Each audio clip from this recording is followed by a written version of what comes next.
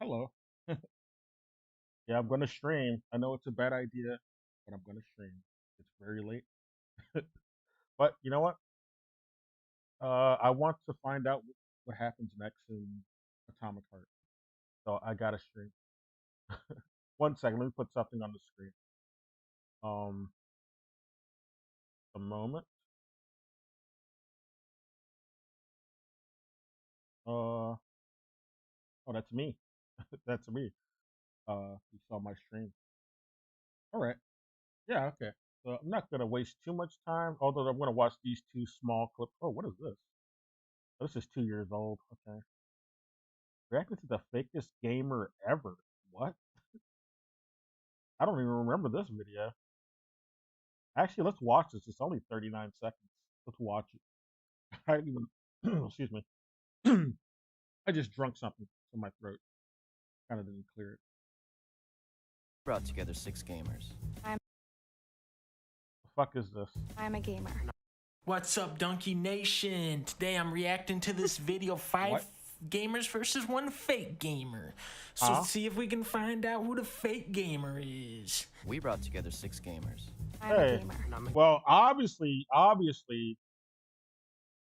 I can tell. This video, Like, just five by looking at it, gamers versus one fake gamer. I can So tell. let's see if we can find out who the fake gamer is. We brought Okay. This one's a real gamer, man. Because he's got the Nest shirt on. He's got to be a real gamer. The rest, he's kind of got he might have the fan game of Earthbound, the Earthbound fan game. They had a shirt just like this, the main character of that. So he's like a die-hard, hardcore gamer. He's on the deep cuts, the deep community cuts, and yeah, he might be a gamer. It's almost hard to tell though. He might be or his girlfriend. Look how close they are. He's basically hugging. I mean, they're basically hugging. Um, she's got the lab coat on, so she's clearly a fan of the WarioWare. She's obviously a gamer. I think that's what's her name? Lisa has that get up. One of them, one of the characters in WarioWare dresses like that. But that's why I say she's a WarioWare fan. And this guy, or she could be a Trauma Center. This guy, complete poser. He doesn't play games. He's a fake phony. Um, he's just trying to pick up dorky girls, adorkable girls. That's all that is. This guy, hard to read this one. Let's see how right I am. They're probably all fake though. together 6 gamers. I'm a gamer. And I'm a gamer. And I'm a gamer. This guy's not a fucking gamer. Are you fucking kidding me? This fucking... What is that? Hey, what even is that poster? I didn't even see I'm a what's gamer. on And it. I'm a gamer. This guy's not a Oh, it's Logan Paul. Okay. fucking gamer. Or Are you Jake Paul. Jake. Okay. fucking kidding me? This fucking... Jake Paul's a real gamer. He's a real gamer.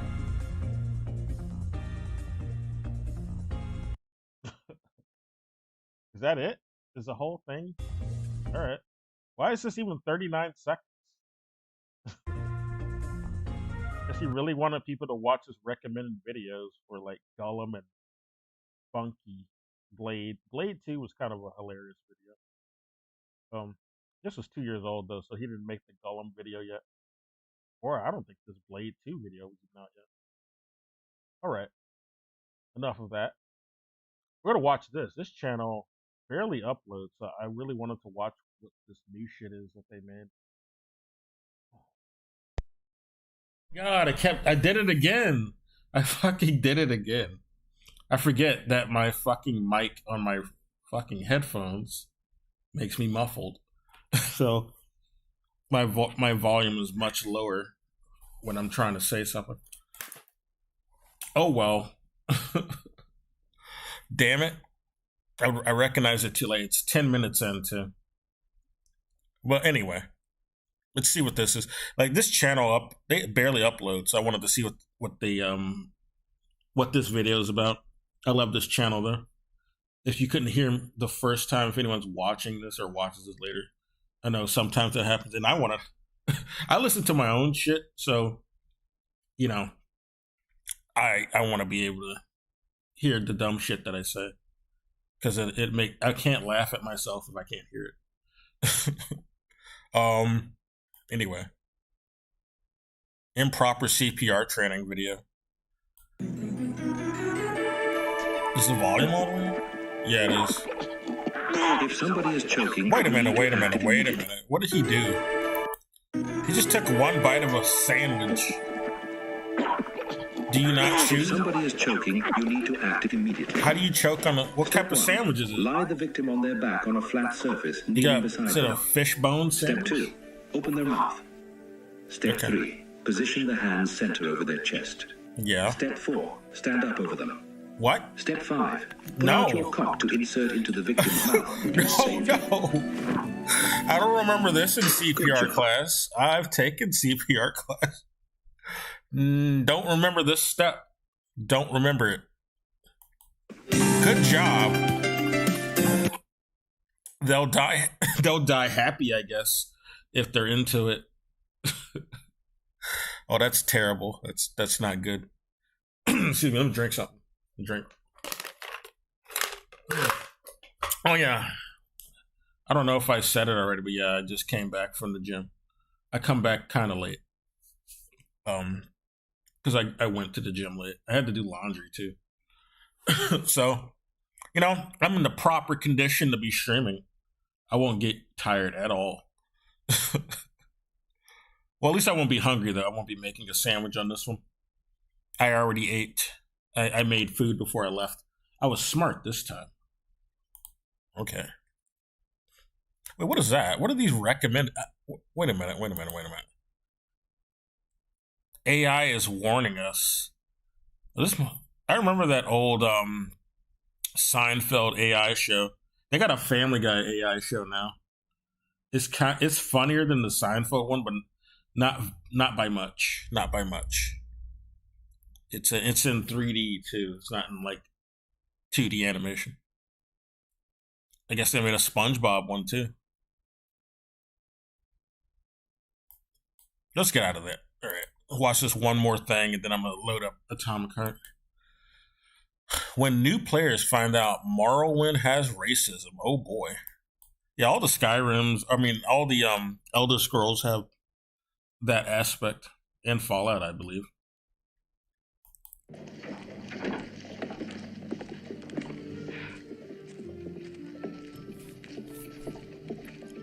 Good morning, ma'am. She's green. Isn't it a lovely morning? Up yours. Oh, fuck. What did you expect? Welcome, Sonny. Make yourself at home. Oh, man. Mary, my daughter, you've got to remember that these are just simple farmers. These are people of the land. The common clay of the New West. You know. Morons. Oh, God. No, most of the promotion of that type of thinking came from the rulers, though. That's not organic, but Blazing Saddles was a funny movie, but some of the things it doesn't really describe correctly. Because there's peasants in other parts of the world that didn't have this behavior. This is promoted in very racist areas where the rulers were just racist. It's not like a synonymous thing you'll just find anywhere with any farmers. But so I don't like that stereotype. But it's a funny movie either way. That reminded me of a situation on the weekend.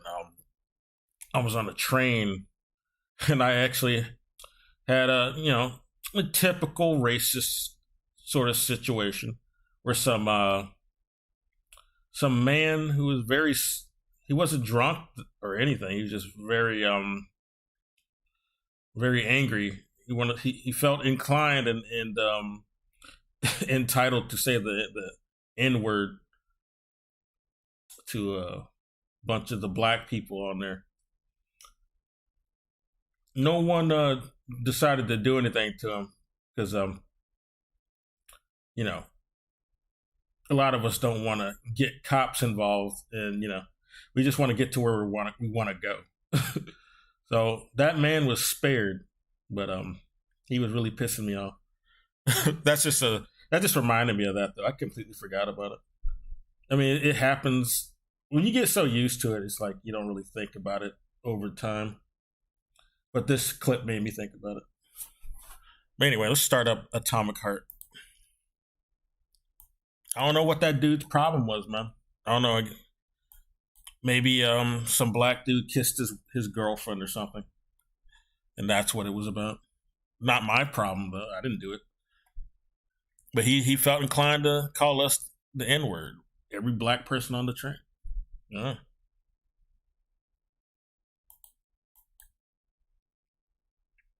Okay, I'm starting it up.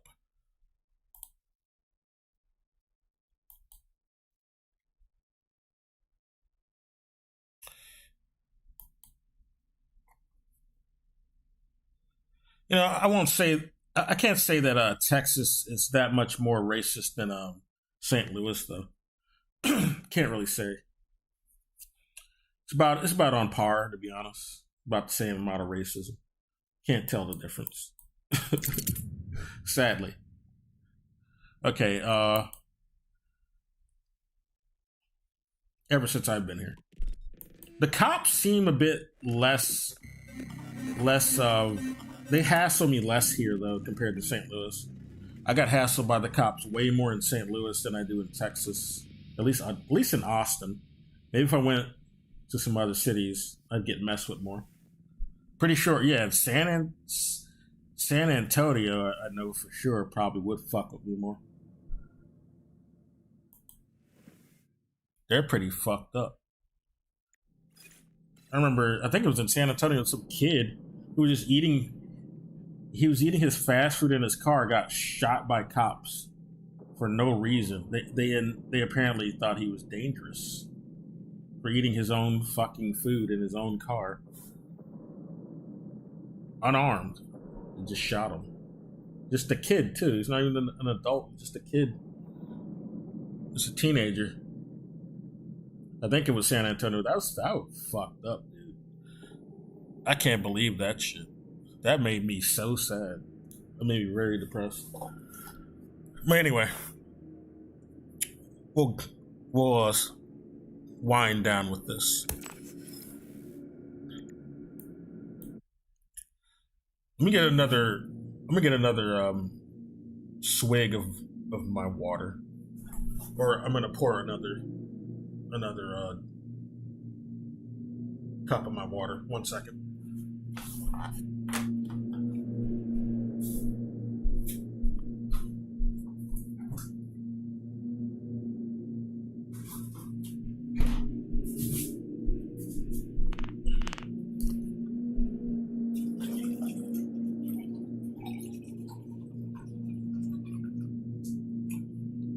All right, I'm gonna put this bottle up. One moment.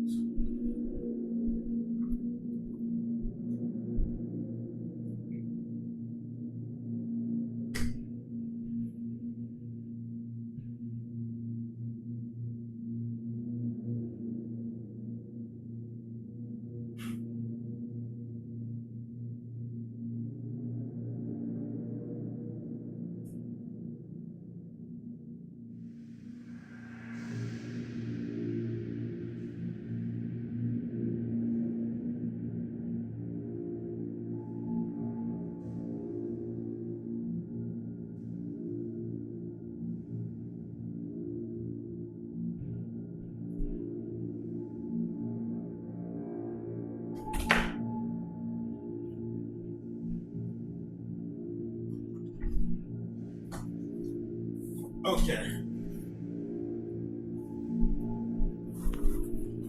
All right, let's get this. Continue with our reading. We had a lot of reading ahead of us when I finished yesterday. It was a short stream yesterday. Might be a short stream tonight too. We'll see. See how tired I get. I do. I just want to find out what's going on. Are you there? Nothing? Nothing. So, Oh. what is Oh, Charles? I didn't end Long it properly. story short, So your we're starting Charles here. is Professor Chariton Zaharov. Huh, that Yeah, we was found that out. So how could he be Zaharov? Professor Zaharov was developing the collective subsystems and worked on the module, the one you have inside you. They told us he ran a number of experiments on himself. The result was disastrous and unpredictable. On himself? Was he an idiot or something? Yeah, I'd say he was. Certainly wasn't an idiot. Zaharov was a You're wrong, misanthrope Larissa. obsessed with science. I don't think he cared about what happened to his body all that much. Because he's an idiot. That's idiot behavior. I don't care what you say, Larissa. That's stupid. So when did you realize Charles Zaharov? Okay, we'll go over this again. We'll do whatever we did yesterday. So when did you realize that I want Charles to get is this all. Zaharov? Just about right now, when he went offline, I had no idea Sechenov had stashed his consciousness into your glove. It was the abbreviation Charles that tipped me off. Did it now? So Charles isn't a person anymore. So Charles isn't a person anymore. Just a device. I don't know, I guess he is. Except this device is based on the logical paradigm and experience of one of the brightest Soviet geniuses. So why does Sechenov want him? Because Sechenov never dismisses what he can use. It's easier for him to change everything to fit his needs. I guess you noticed this already. What's funny is that you seem to have made friends with your glove. Well, we've been through a lot. I've got feelings, you know, being alive and all. Yeah. So does he. Did. Yeah, her hair is changing color as we're with her. She's got that mood hair. This is a weird sort of fashion thing they got in this neo-Soviet Union. It's like polymer-based hair dye where it changes with your mood. So that's why her hair color is kind of multicolored, and it's not typically what you would see in the 50s. That's because it's mood hair color. It changes into whatever color is fitting your mood. So she's feeling all types of emotions. She's got some blues, indigos mixed in with the violets, the magenta. Yeah, it wasn't like this before. How can you talk about this so calmly? Yeah, let's ask that.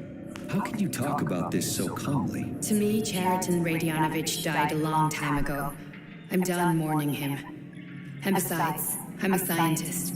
We're more impassionate towards death than to muddling one's brains. Okay, I was just making sure I got all the dialogue. I forgot if I did yesterday, but I guess I did. So let's go. So, how do we get in? Only a small bunch of people have permanent access to the archive. Sechenov, Lebedev, the director of the academy, and Zaharov. Like you reminded me. Fluffy, huh? So what would we have done if the password hadn't worked? I'm sure you would have smashed the door with your bare fists. But now Archivist thinks I am Dr. Zaharov, so we got lucky. And now we can learn everything about you. Let's go. Is that her nickname, Fluffy? Because her last name is Filovovich. I guess if you could shorten that to Fluffy. It's a cute pet name or something. Okay. All right. Oh, it's over here. Duh. Welcome, Chariton Zaharov. What is the subject of your query today? I'm gonna read all these History, emails. Personal file. Your search returned 42 audio records. 42. So, which one do you want first? 42? Then pick one at random. 42 audios? Are you serious, dude?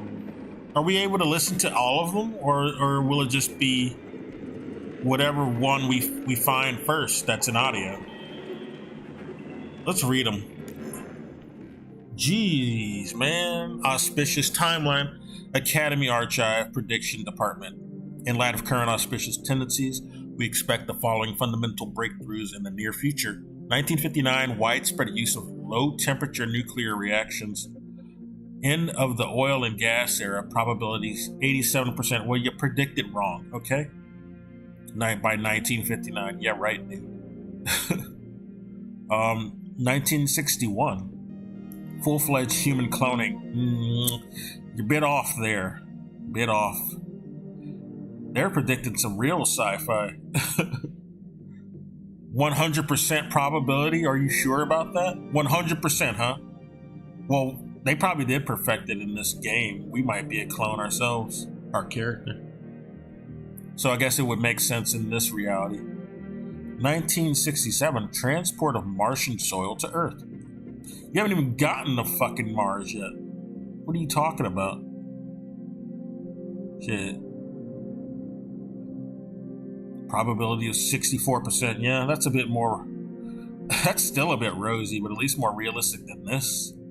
1970, last coal mine closed. Into the Stakhanov age. Probability 96%. No, you're kind of wrong on that. 1971, all planets united by a single communications network. Jesus, dude. This is some super sci-fi. You really thought that was going to happen by 1971? You know how far these fucking planets are from each other? That we're going to go to all of them by this time? It takes some years just to get to one of these, the closest one. You think, oh my god. You got to have some more advanced space travel if they're going to go into all the planets. 45 to 87%. 1972, destruction of nuclear weapons. Yeah, very low. Very, very low. 13% probability. I guess that's kind of the most realistic thing they got on here.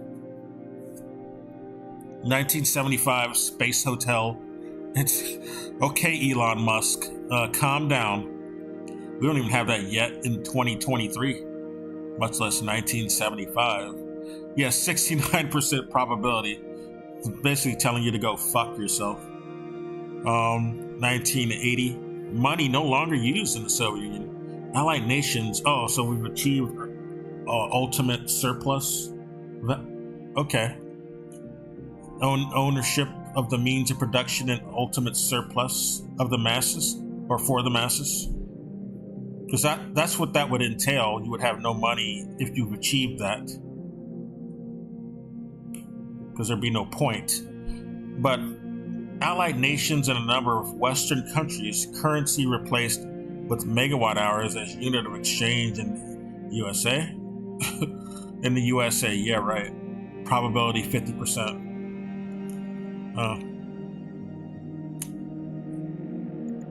You have some very colonial rulers who don't like this idea. They would never allow this to happen in the Western countries, in particular, where they're mostly set up.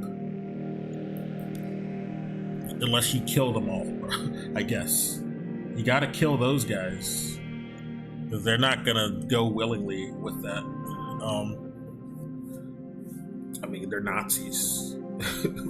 Nazis don't want to go along with that. Data deleted.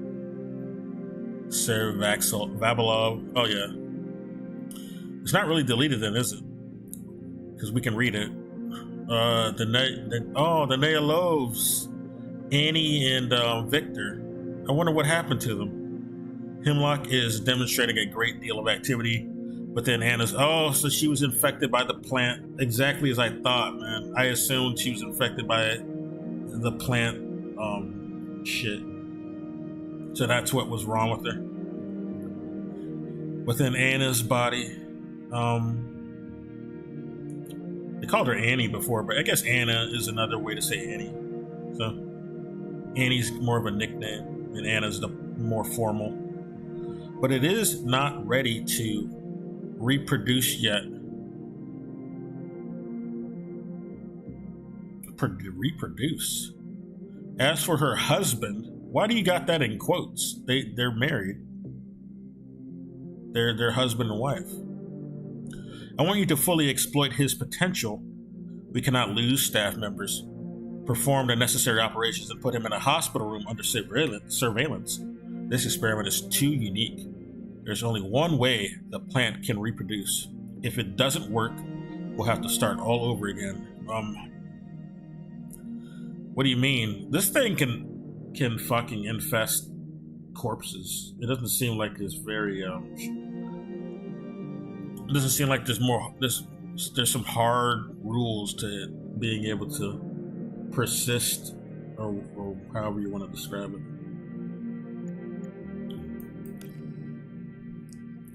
Academy Archive Prediction Department.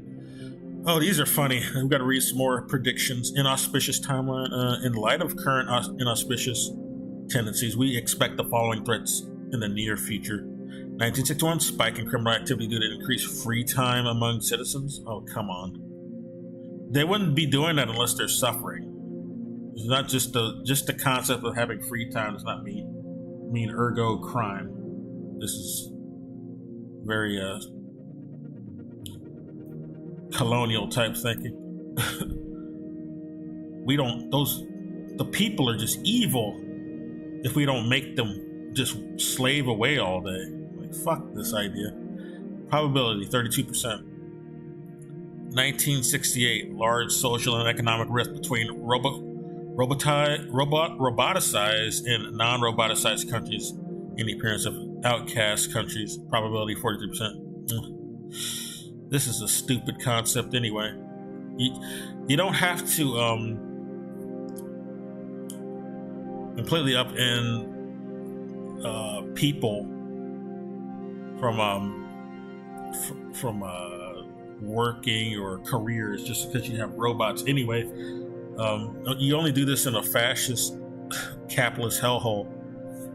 So, like, we have more advanced countries that aren't necessarily capitalist fascist hellholes, and people are more employed there than they are in, say, the US. So this only happens when you have bad, evil ass rulers. Okay, it's not like a foregone conclusion. And that reminds me of that stupid ass Asmongold video I was watching, talking about the quiet quitting, and then he brought up this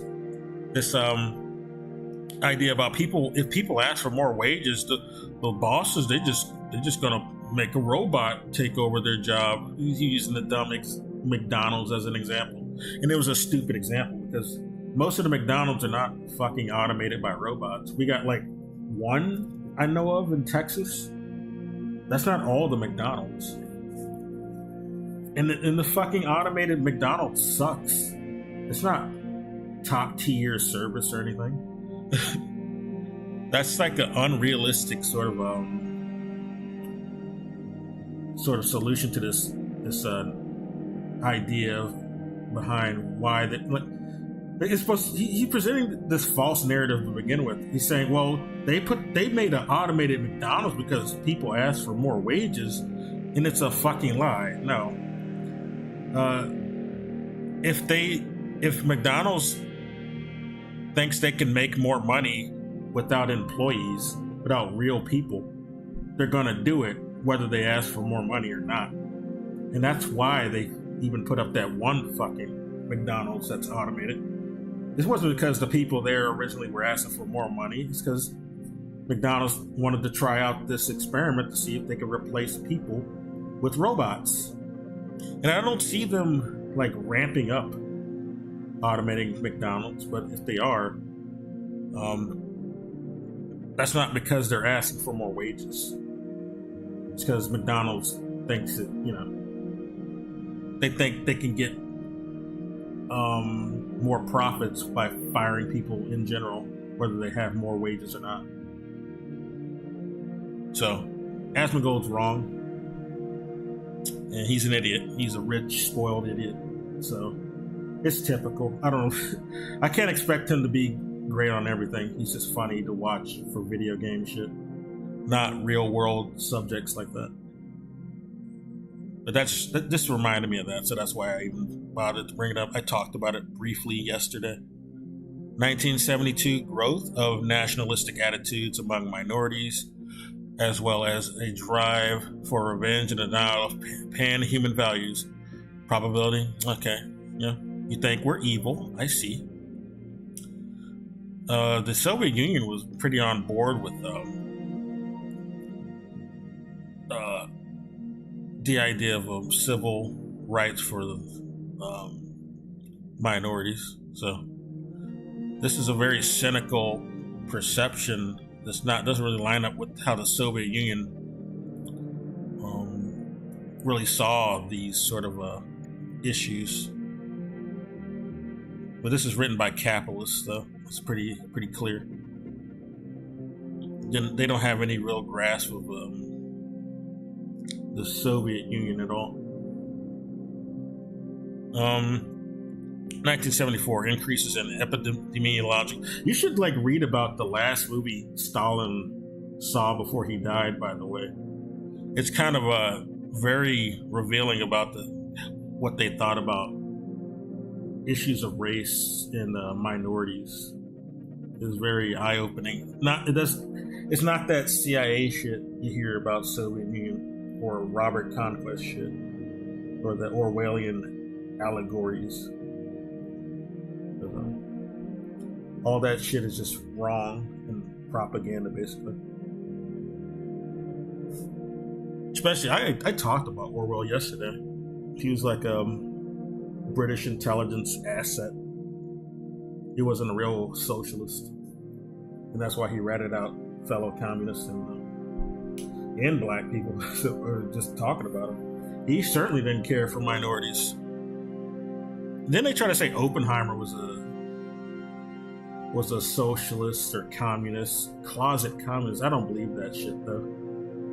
I think that's revisionism to make it look like it was a communist who was responsible for creating the atomic bomb. You should blame the commies. I don't believe any of that. So, and Oppenheimer denied being a communist, so I especially don't buy that story. Right.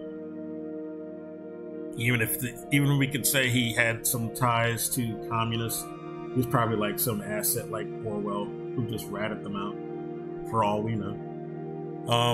Depressed aptitude for education. Oh wait, I didn't read this. Increase in epidemics, threats, overpopulation in outcast countries. Okay, this is very Malthusian type thinking. I don't think it really. It kind of contradicts socialist, communist sort of designs, I would say. It kind of promotes the whole epidemiological concept, especially promotes anti-organizing, collaborating, and overpopulation. It also promotes this it reinforces a very colonialist, fascist sort of design. So it kind of contradicts a communist sort of platform. Well, I've never gotten on board with these. This is just evil Nazi shit, basically. You can validate anything with this narrative. We got to do genocide because it's for the betterment of the planet. This whole Thanos type thinking. No, this is just Nazi shit. It's just disguised, sugar-coated Nazi shit. It's not even true. Especially when they're pointing to densely populated metropolises as representative of the overpopulation issue, when that's not an organic representation of how much space there is on the planet. And this is more of a management issue. It's not really a overpopulation issue. Okay, and this is why you have discrepancies between more populated countries like China compared to the U.S. China has less of the issues that the U.S. has, despite having substantially more people. So this is an awful narrative. It's Nazi shit. This also reinforces Nazi type of solutions. So you got to be wary of this too. Whenever somebody brings this up as a crisis, you got to be wary of how true it is. That's all I gotta say. Shrinking populations in advanced countries such as European countries. Yeah, we don't want all the Anglos and the white people to disappear. So this is more of like a Nazi platform. You can really make this a Nazi platform. We only want to shrink populations in those brown countries. Okay, European countries, the USSR, and China. Okay, we don't care about those brown countries though. Africa and India, the global South and South America. We don't care if their populations shrink. Probability 59%. All right, breakdown of educational system, degradation of the humanities, the segmentation and technical socializations. All right, decreased aptitude for education. I'm getting kind of political on here because this is a political game, and they're really getting into political discussion in this part with these emails. So pardon me, I don't mean to offend, but I'm gonna kind of give my take on some of this. Decreased aptitude. Yeah, I already read that. Increased religiosity, religious fundamentalism, and terrorism. Probably, yes, 1979. Where though? When this shit happens, it's typically inorganic, and it's by some colonials trying to false flag some sort of civil war or something, or destabilize an area. It's typically not organic. I could point to pretty much most of the religious fundamentalism and terrorism in the name of religion is typically funded by a bunch of wealthy colonials in the U.S. especially, but also Britain. A lot of the countries that are part of the Five Eyes, basically. The Anglosphere. Probability 71%. Okay.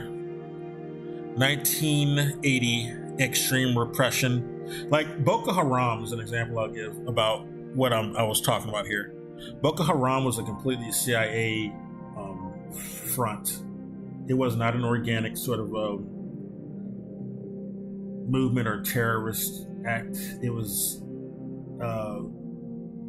CIA-backed bullshit campaign to destabilize parts of Africa. That's what it was. Anyway, 1980, extreme repression in progressive countries. Reduction in the speed at which laws are passed. Why would that happen? Increased absurdity in enforced laws, the opposition of freedom of thought among citizens. But that's going on now. That's been going on. So that's because we don't. I mean, the hegemony is mostly from the Western countries, which are not really on board with the socialism, barely democracy. They claim they're about democracy, but sure enough don't show it.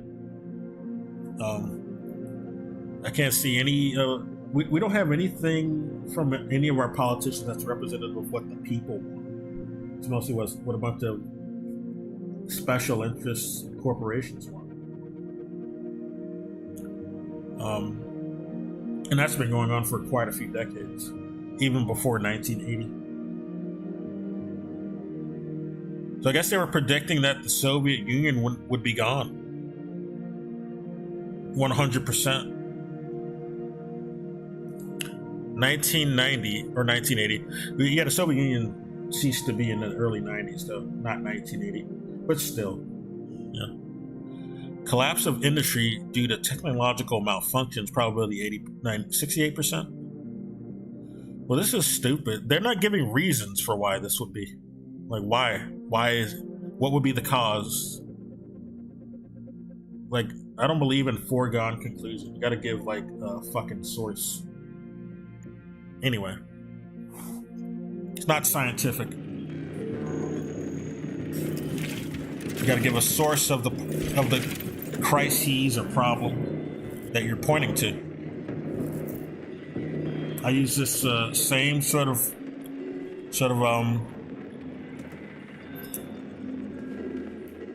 the same sort of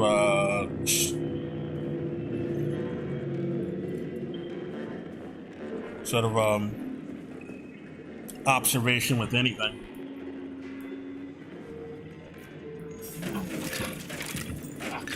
Yeah, socioeconomics, medicine, applied science, beyond just medicine. That's when you know you're if you're listening to bullshit or not. If you don't have a source,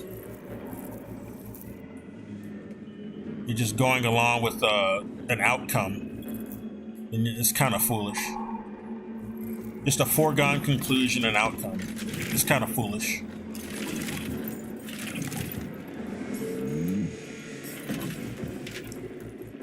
Okay, what else can we read? I'm stealing all this shit before I read more. Okay. Oh, we got one here. Let's read it. Fucking desk blocking me. I gotta jump over. Oh, you can't even jump in this. They won't let you jump in this area. Okay, fuck that. 7th of date. Wait a minute. What kind of date is that? Is that a weird? What does that mean? Sever de love. They weren't writing the dates like this before. Huh. I don't know. This is 1984. How can this be? We're in 1955. Is this from the future? From G. Svobodan to G. Svobodan. Okay. Hypothetically speaking, thanks to today's discovery of supplementary biphoton quantum entanglement. Oh, okay. We're doing some quantum bullshit. I can actually send this letter into the past. Is that what happened, Marty? That explains this then. Okay. Say 30 years ago to myself, at this very terminal, for example, I can write a message to myself dated June 9, 1955 saying, "Run, the robots have revolted. Save yourself."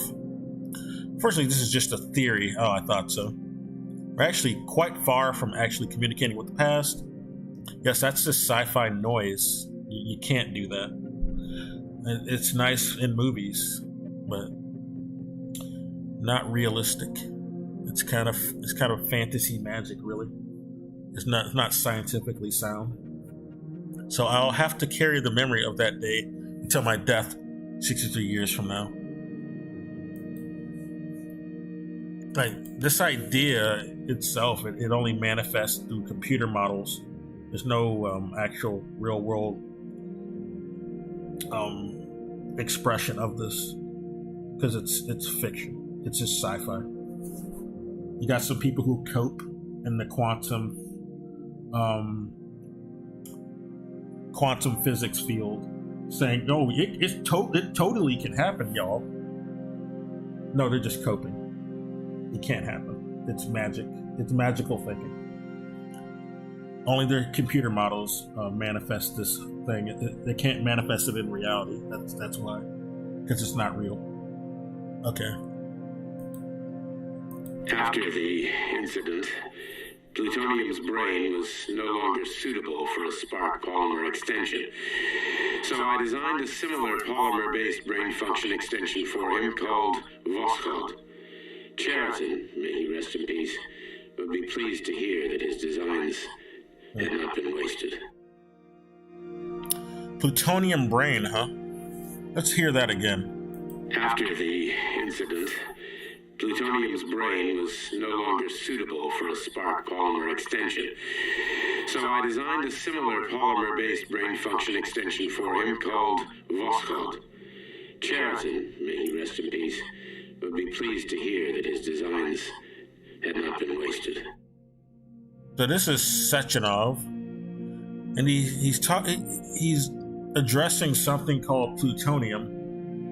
I mean, I know it's an element, but he's referring to plutonium as if it was a being. So I'm thinking that red polymer Jellyman, as our character calls him, is probably the name his name's probably plutonium or Vakshov at this point. I don't know. We'll see.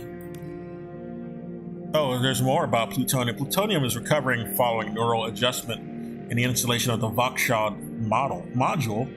He has no memory of his wife. Oh.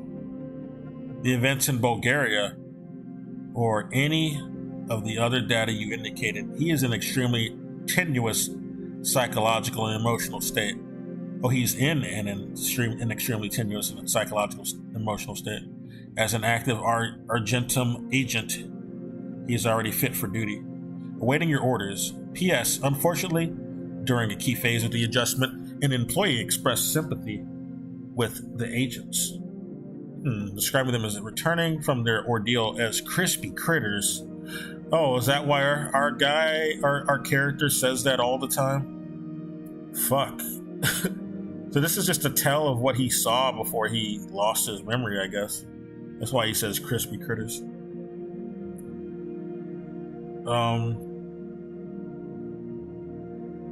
Or they're described that way. We don't know. I don't know what crispy critters is supposed to mean, but that's what they described from their ordeal. This expression has since become an inextricable part of the agent's psychorhythmic,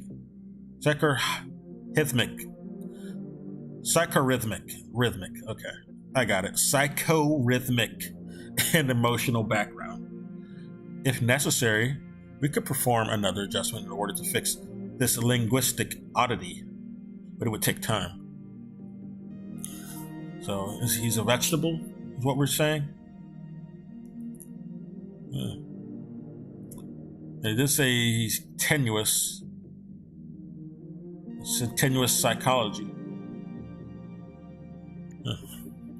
He's not holding on, I guess. Where are the other ones?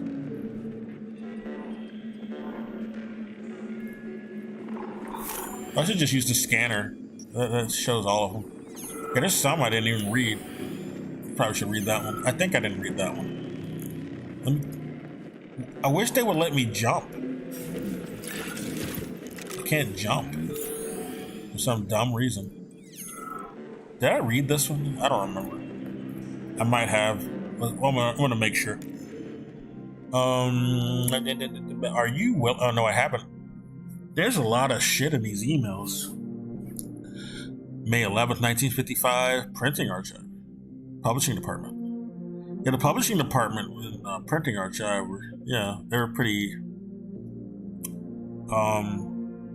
These were very relevant fixtures in the Soviet Union, especially since there was like no. I can't. I want to do its service. I'll talk about that some other time. I don't want to get anything wrong. Are you willing to die? Then you're our man. Speaker, despite march of progress, one fact remains. Flying to the Red Planet is a risky, dangerous proposition. Reporter, who are the people who will bring the light of humanity to Mars for us all?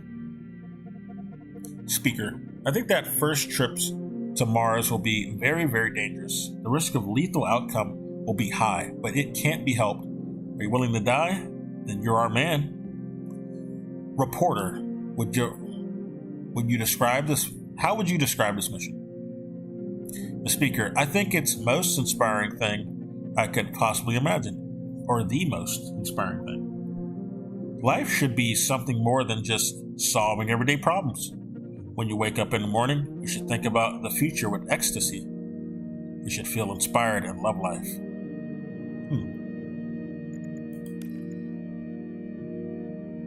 March 1st. Alright. This is from this year, so this was pretty early in spring, I guess. Well, March 1st is still kind of winter. At your request, I have reviewed the compilation of absurd quotations from bourgeois figures that have since been utterly trounced by progress in Soviet science.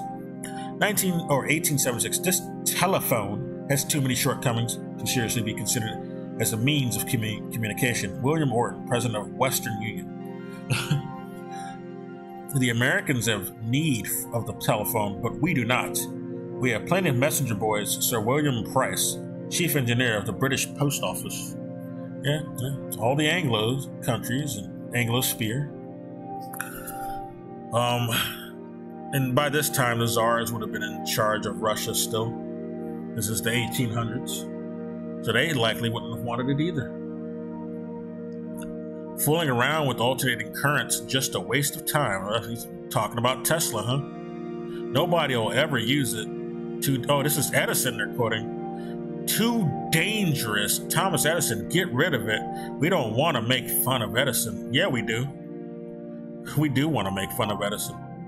He was a terrible person. Tesla was based way better. Fuck Thomas Edison.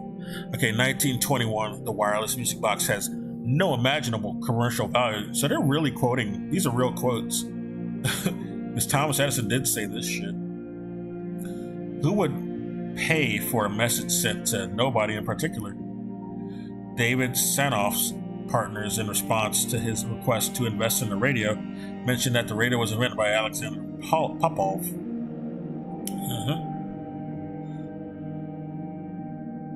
While 1926, while theoretically and technically, television may be feasible, commercially and financially, it is an impossibility. Lee DeForest, get rid of it. Our citizens don't care about commercial or financial success. They didn't know how to put commercials on there yet. That's why. And then they found out. Now they just loved the TV. Didn't want it to go away when the internet came. Now they're just making the internet as shitty as the TV, controlling it more, limiting what information can be searched for on there, because it hurts what our rulers want us to know. They don't want us to know shit. There is no basis whatsoever, and Google's very big into just going along with what our rulers want, corporations want, not really helping people find things that's actually true. You know, they only want you to know what corporations want you to, or to think what corporations want you to think, or just wealthy rulers want you to think. Colonials, basically. Google is evil. They say don't be evil, but that's what they are. They're like basically an intelligence asset at this point. A rocket will never be able to leave the Earth's atmosphere. New York Times. This one is simply magnificent. Their very first issue. Well, Russia proved them wrong. There's no basis whatsoever to suggest that nuclear power will ever be possible. It would mean that man has learned to split the atom. Not necessarily. You don't necessarily have to say you're splitting. You know, I can get into how, like, this whole explanation of what goes on with nuclear power, but I'm way too tired. Sure, we'll say it's splitting the atom though. Albert Einstein, very good, but make sure Einstein actually said it. Otherwise, it'll be like his riddle. Yeah, there's a lot of shit people misunderstood about what Einstein said. And they don't, a lot of the stuff is old shit that they didn't correct. Even Einstein himself admitted to being wrong about his early shit and being an idiot. Iraq, yeah, I already read that. He has some good socio-political opinions though, in spite of his theory of relativity being questionable and still questioned to this day because of that. Special relativity as well, both relativity and special relativity.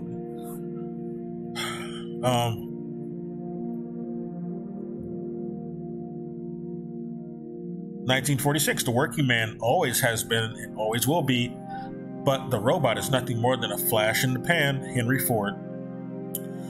Well, he's kind of right about that. We don't really have iRobot going on now, do we? We have some anecdotes to point to, but it's not really. It's not really what. It's not really what the sci-fi has been making people think. Not this whole completely replacing humans as workers thing going on. Not exactly. Maybe some managerial sort of tasks you can have a robot do, but not everything is going to be able to be accomplished by a fucking robot. It's not going to be like any of our sci-fi films. The working, yeah. Henry Ford also was a fucking Nazi, so yeah. Even a broken clock is right twice a day. I just gotta say, I don't like Henry Ford. Television won't be able to hold on to any market it captures after the first 6 months. People will soon get tired of it, staring at a plywood box every night. Man. Damn, this dude was way off. Or he was just trying to throw shade because he probably had investments in the radio or something. Daryl Zanuck, producer and one of the founders of the 20th Century Fox. He had investments in the theater. He didn't want people to just be staying home. That's why. He was invested in films. He wanted people to go out and watch those fucking Nickelodeons, what they used to call them.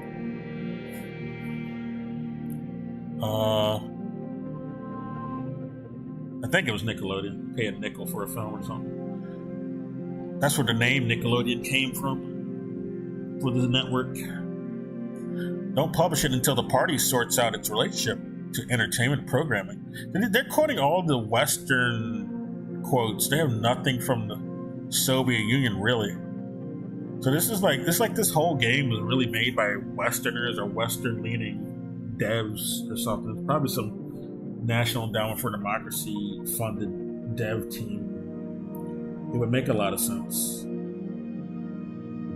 It would explain a lot of the spook shit I've been seeing in the game. In spite of how decent it is, I gotta admit there's some spook lingo and propaganda going on.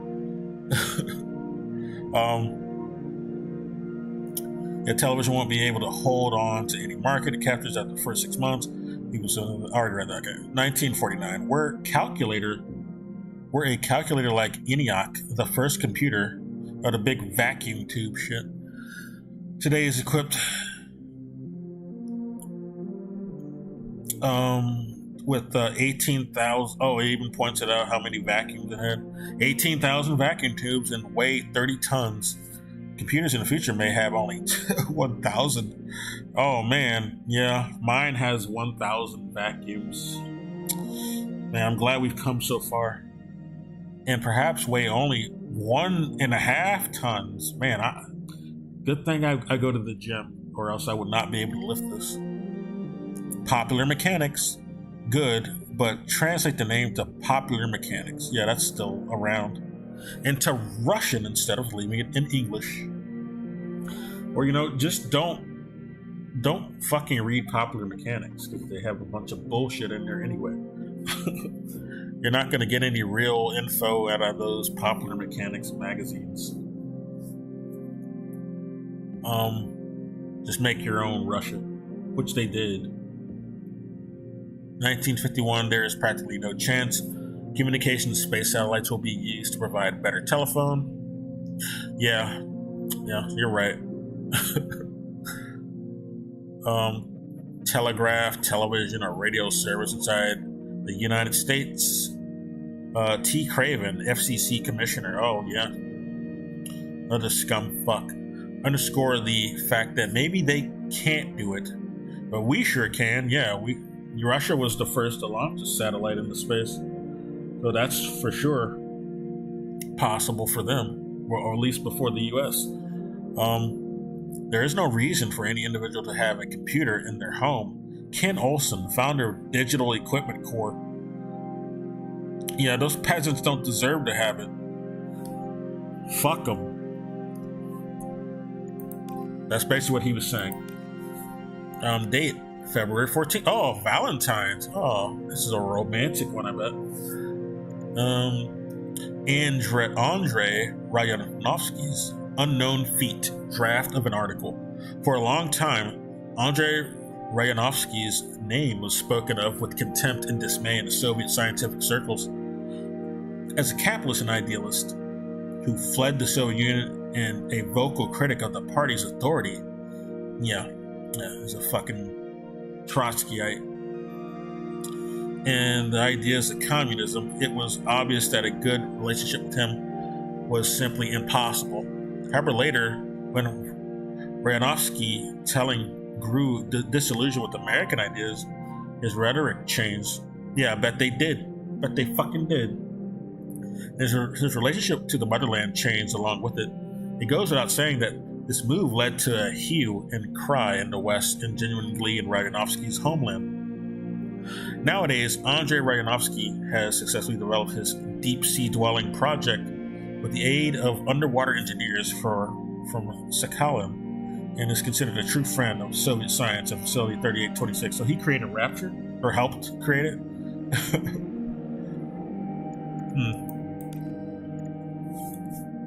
December 9, 1954. Publishing Department. Needless to say, large-scale projects to conquer outer space and colonize planets are laudable and worthy of respect. Man has always reached for the stars, but let's be honest, there's nothing out there.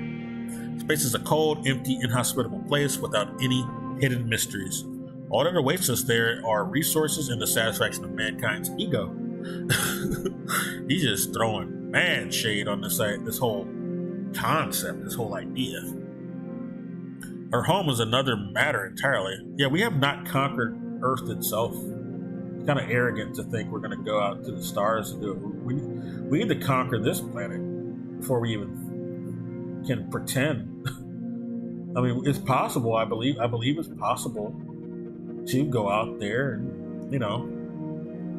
explore the other parts of space, but we barely scratched the surface of this planet. So it's kind of a lofty goal at this point. We need to get more advanced, is what I'm saying. That would explain why we haven't been back to the moon in many years. I don't think we're as capable as we thought we were. We can barely even go to the moon anymore, if you want to say we ever did.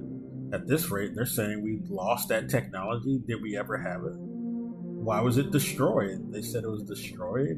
What? It makes you think. I'm not saying we didn't go to the moon, but comments like that make you think. I wonder sometimes. Our home is another matter entirely. I'm referring to the Earth, or more precisely the ocean. We know less about the depths of the ocean than we do about the dark side of the moon. That is correct.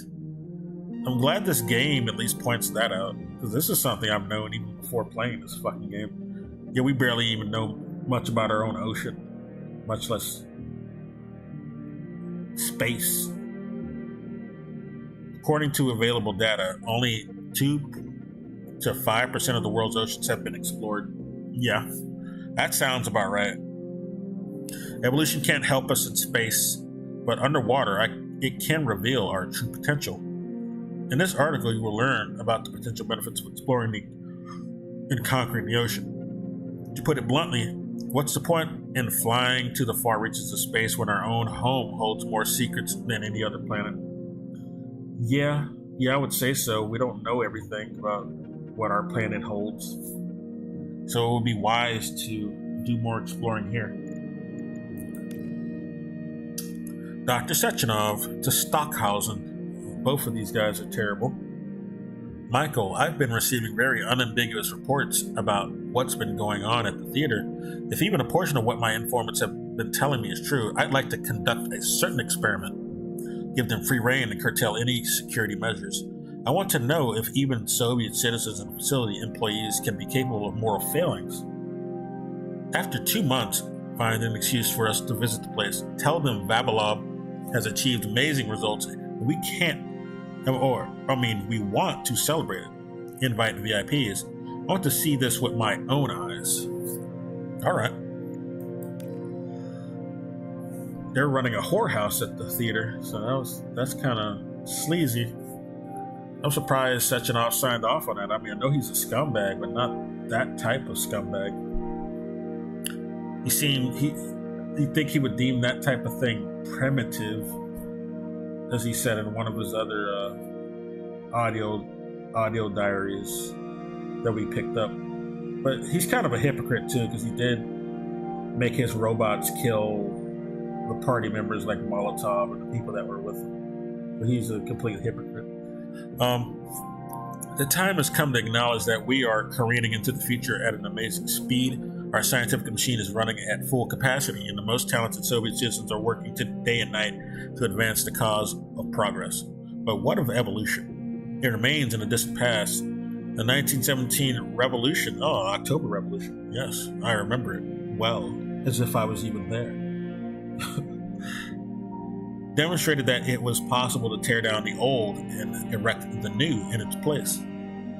The same goes for the decrepit monarchistic phenomenon of evolution. Now, man is just the pinnacle of creation, but a creator himself. He has the ability and the right to alter himself in accordance with his desires. Gills, okay, my friend. You ever think about why we don't have gills? This is something you got to consider. Why don't we have them already? You got to ask that question. And then you might have an answer for why we probably shouldn't give ourselves gills. All right? We have tools to solve these problems. You don't have to alter the body. You can cause some rejections in the body with this type of altering. It's not always the best solution. Wings for first responders, flame retardant skin for firemen. Yeah, why don't we have that already? If we were supposed to have it, we would have it. But it's probably something, if we would do to our bodies, do something like this to our bodies, we would probably reject this. And that's why we don't automatically have this.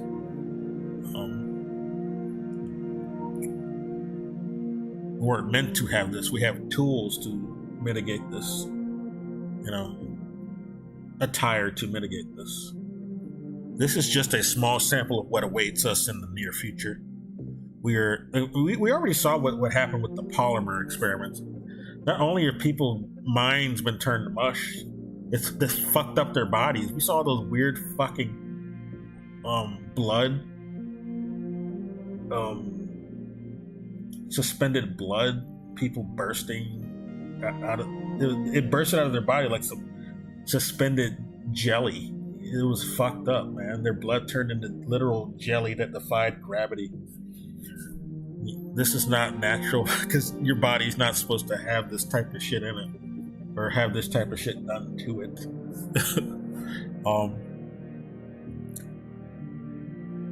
Yeah, we are no longer grist for the mill of natural selection. We are natural selection. Okay, guy. Have fun. Have fun killing yourself, I guess. I won't be joining you. I like my natural body and improving it through, the normal way, exercising, good nutrition, things like that. No mutations. Or, artificial shit.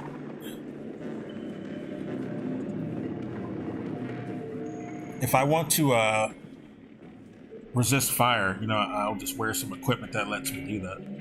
Or, have a fire extinguisher, shit like that. Okay, I can't walk through here. What else is here, man? Yeah, I gotta rob these desks. I gotta loot. Give me the loot! I need it!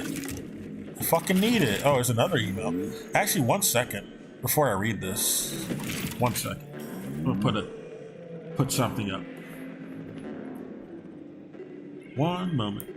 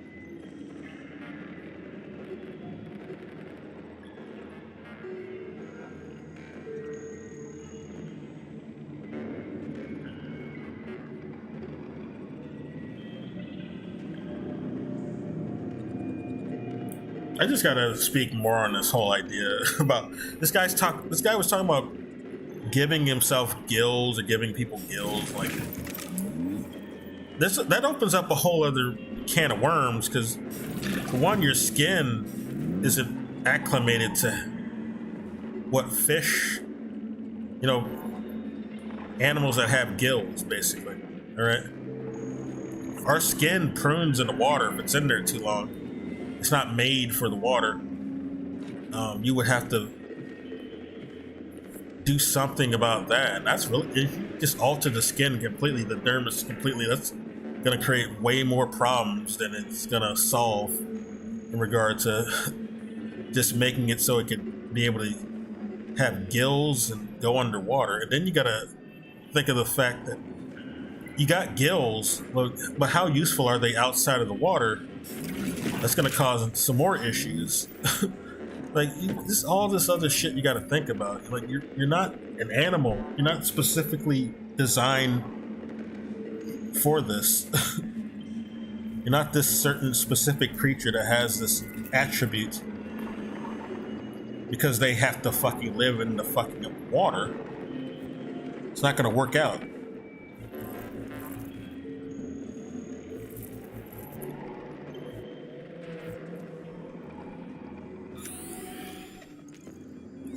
Okay, let's read this. About Noshkin, Labuseva Neklina. Okay. And I don't recognize these names, these are new people. And Maria Ayasipova. This is really cruel, Maria. I get it. Noshkin is a pig, but this is just unprofessional. What if he actually goes to the supervisor, or even worse, Sechenov, and starts talking about how his work is magically cataloging itself? Then when they see who's doing it all and find out it's just a nasty prank, it's just a prank, bro. What's wrong? What are you going to tell them? That Noshkin seduced you and Gagra and wouldn't marry you? Huh? So you started sabotaging the lab. You need to stop. If anyone asks me about this, I won't cover for you. So he thinks his... He thinks his work is magically getting cataloged itself, but she's doing it, and that's supposed to be a prank? That's a weird prank. Doing someone's work for them is not the type of prank I would be doing. That's just me. Couldn't be me, that's all I'm saying. Oh well. Sad, really. Yeah, Noshkin again, and Ayasova. I'm serious, Maria. It's happening again. My catalogs is splitting up. And restructuring themselves on their own. I measured it. I got a spreadsheet. I think the entire archive is operating like collective, only separately. What if we accidentally created a self-learning system that could think and make decisions? No, it's just a prank, dude. I'm sorry. I mean, with all the other insane stuff going on here, does that really sound that crazy? I mean... I guess not, but it's not true. Sadly. I'm going to try to run a reverse Turing test on it. I haven't slept in 72 hours. Dude, damn, this is really fucking with them. It's up for 3 days, practically. But if I'm right, we're all getting a promotion. Sorry again about what happened last winter. Well, what happened? Because he didn't marry her?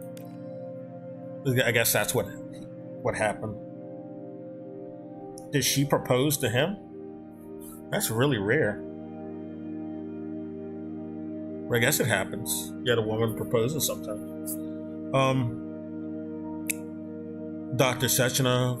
Okay. We don't know who he sent it to.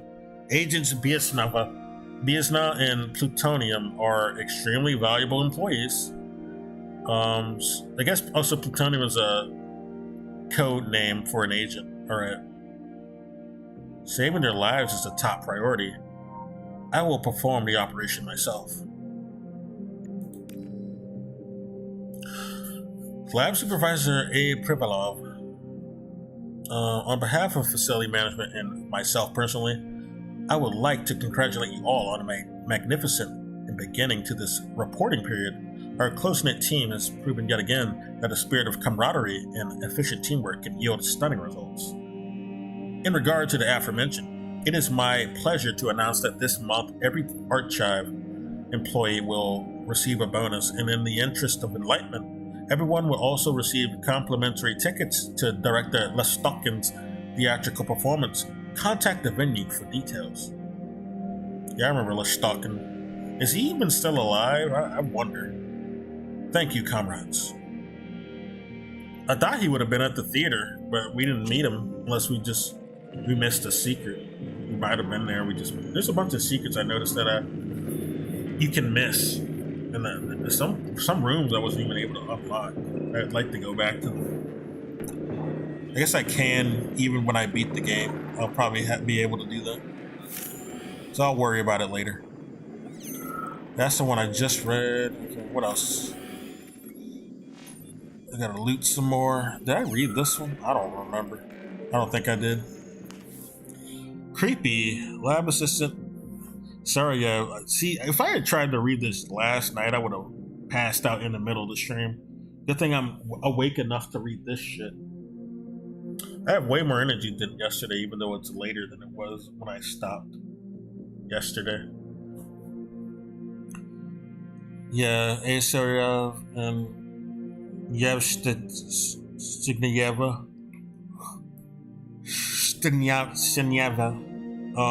Yes, Yevstinieva. I think the G is silent. It's hard to pronounce it either way, though. Yevstinieva. Hi, Christina. I left 2 voices on overnight. Or 2 devices, shit. An Amphisa and a Lighthouse. At least you use them to test speech-based inter-system communication protocols. I wanted them to just exchange phrases. Huh. What? Does the lighthouse talk? Okay. I guess it's a sentient lighthouse. Or automaton. Then keep going based on the progressive Turing method. Here are the results. It's pretty creepy. I'll probably just wipe one of them tonight. Sorry, I'm yawning. Because I am getting tired now. But we will get through this. Okay, let's listen to it. What does it sound like? He said it's creepy. Oh, you've got a very large data exchange sector, Beacon. I'd like to interface with it. They all say that. Right now. When I analyze the dimensions of your chassis, I experience an overload. These are 2 fucking robots. Architecture, Betsy. My system's core processors have begun to consume a large quantity of electricity. I demand that you interface with my system. They're degens. And transmit all your data to me in large packets, Beacon. Oh my god. She wants it raw. Betsy. You know humans will see a digital sign of my presence.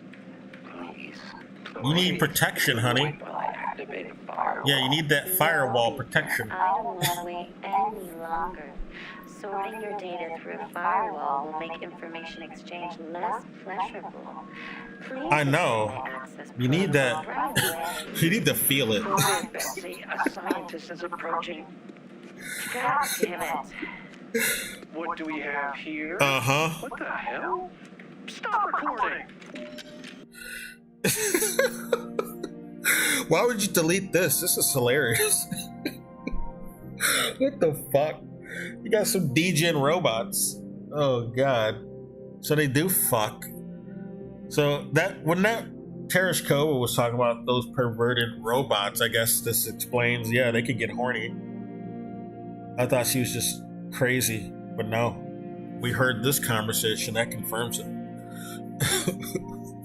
Yeah, you need that firewall rubber. That firewall raincoat, my dude. You gotta be pullout king, or you're gonna be paying that. Gonna be paying those those file support, doing those that data support. I don't know. It kind of that sounds like an accurate sort of description though. Like that's not like it's not a really a suggestive term when you phrase it that way.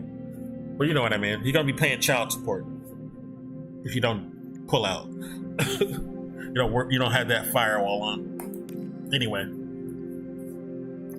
YVDNH Craft Chelame, senior construction engineer, Saggy. I'll just say Saggy. Activist or archivist. Yeah, we saw we heard them in the last conversation. Okay. We still need to think about all the names. Since terms come about. Let me take a drink too. My mouth's getting dry.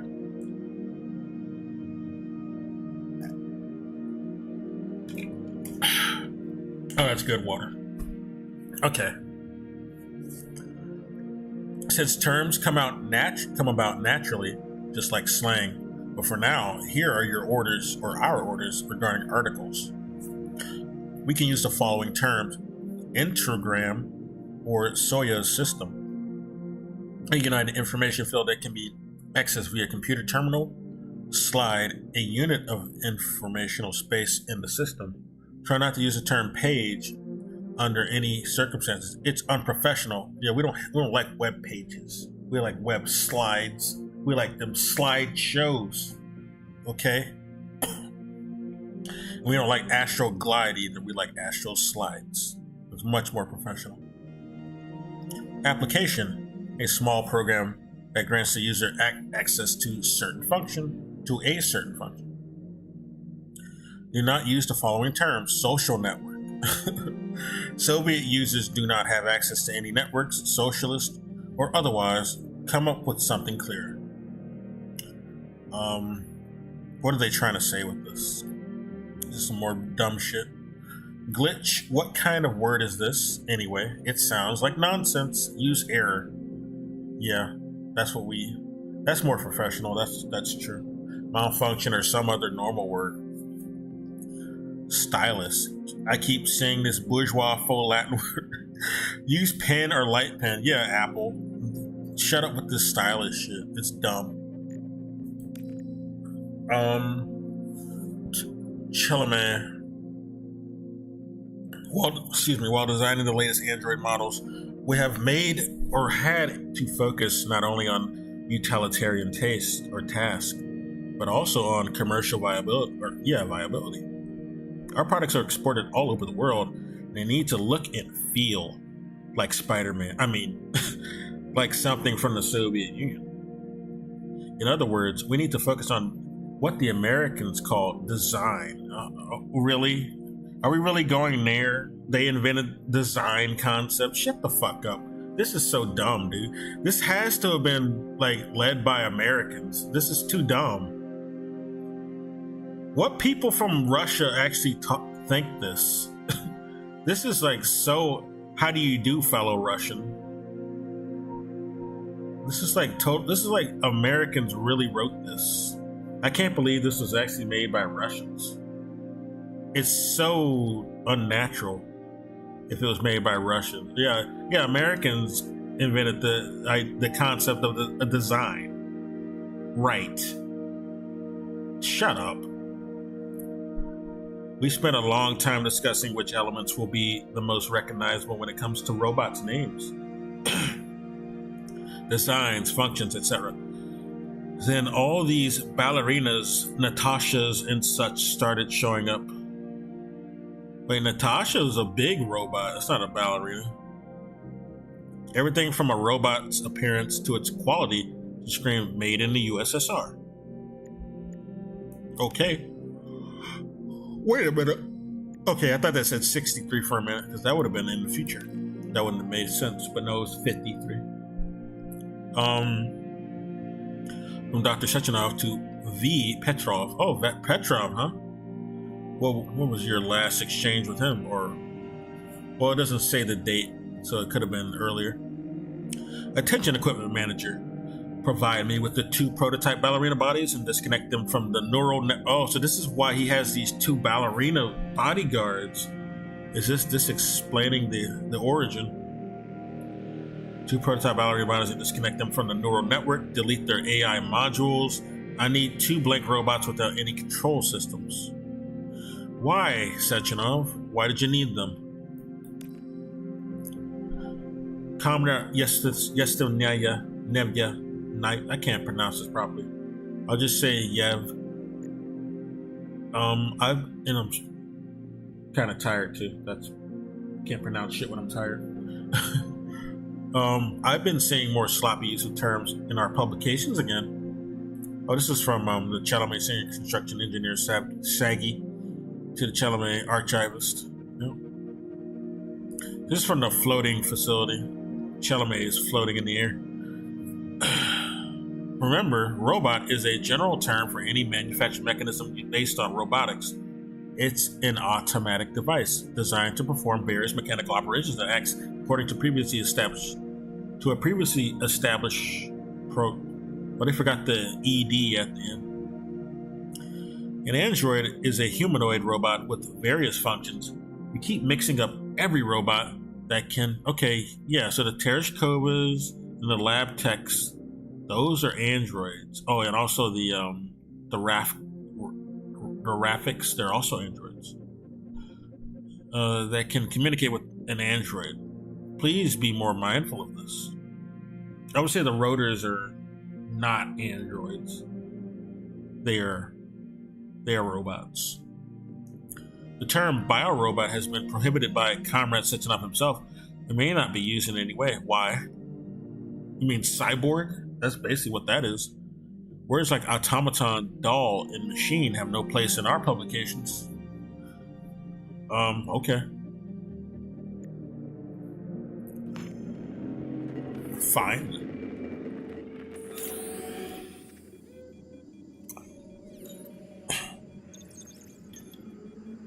Just like the Pied Piper led rats through the streets, just like marionettes sway to the symphony. I guess they don't like marionettes either. I don't know. It just made me think of that song from Megadeth. That's a great song. Not my favorite from them, but a good song nonetheless, and it fits this game. I also like Tornado of Souls. That's my favorite Megadeth song. I guess that could fit with this game too.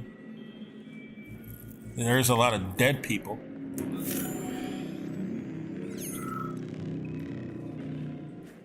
Surprised I was able to sing at all with my dry throat.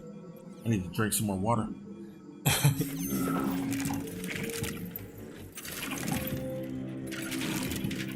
That worked out so hard, man. Like, I sweated out all of my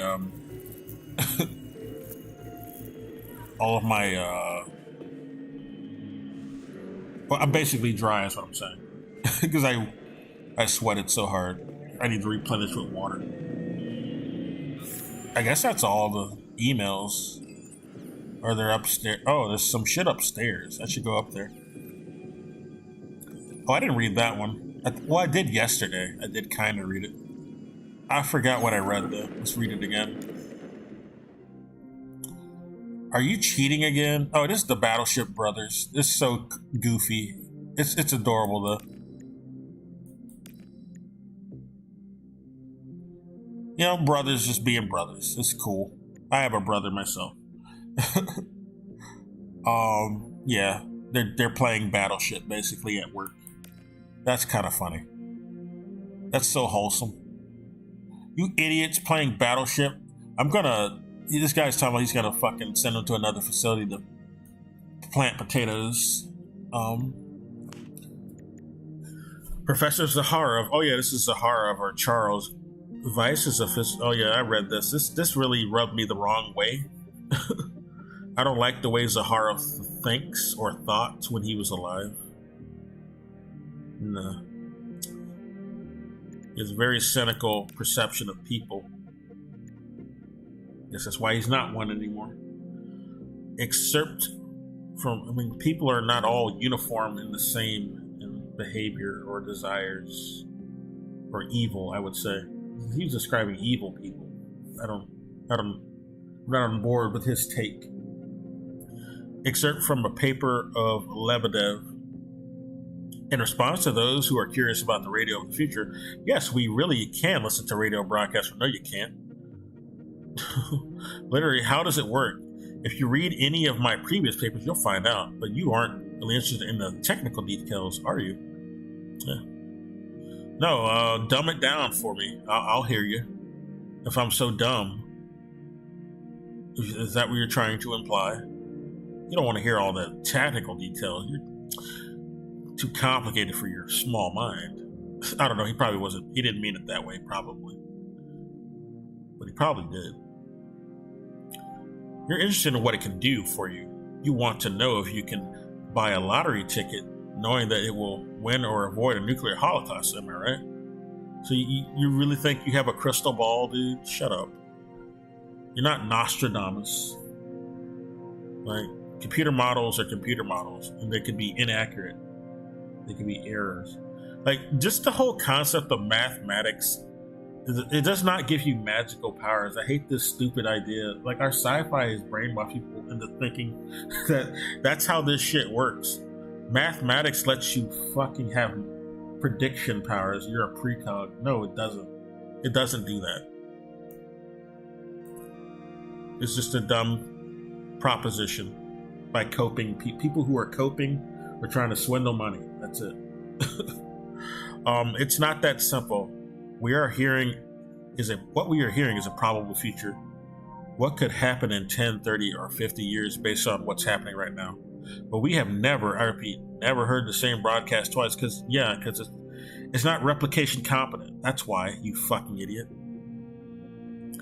And it's a paradox. If you know what's going to happen, you're going to probably change it then. So it's a paradox. A week ago, the Soviet Union crumbled in 1989 and ceased to exist as a country. That is when it, well, technically 1991 is when it happened. But sure, that's around that time. And ceased to exist as a country. No, it just became Russia again. So the Soviet Union did go away, but then it just became Russia. This morning, we heard a presentation by the General Secretary of the Communist Party from 1999. One day, we intercepted an emergency message about the launch of nuclear missiles in 1976. I was horrified. The future does not exist yet. Please remember that. All we can hear is an echo of an infinite quantumized multivariance and extract the most frequently repeated tendencies from it. What we will actually see tomorrow is entirely in our hands. Exactly. If you think you're predicting the future and then you have that knowledge, you're kind of... It's not really... It's viable to just be altered just by that. It's a paradox, basically.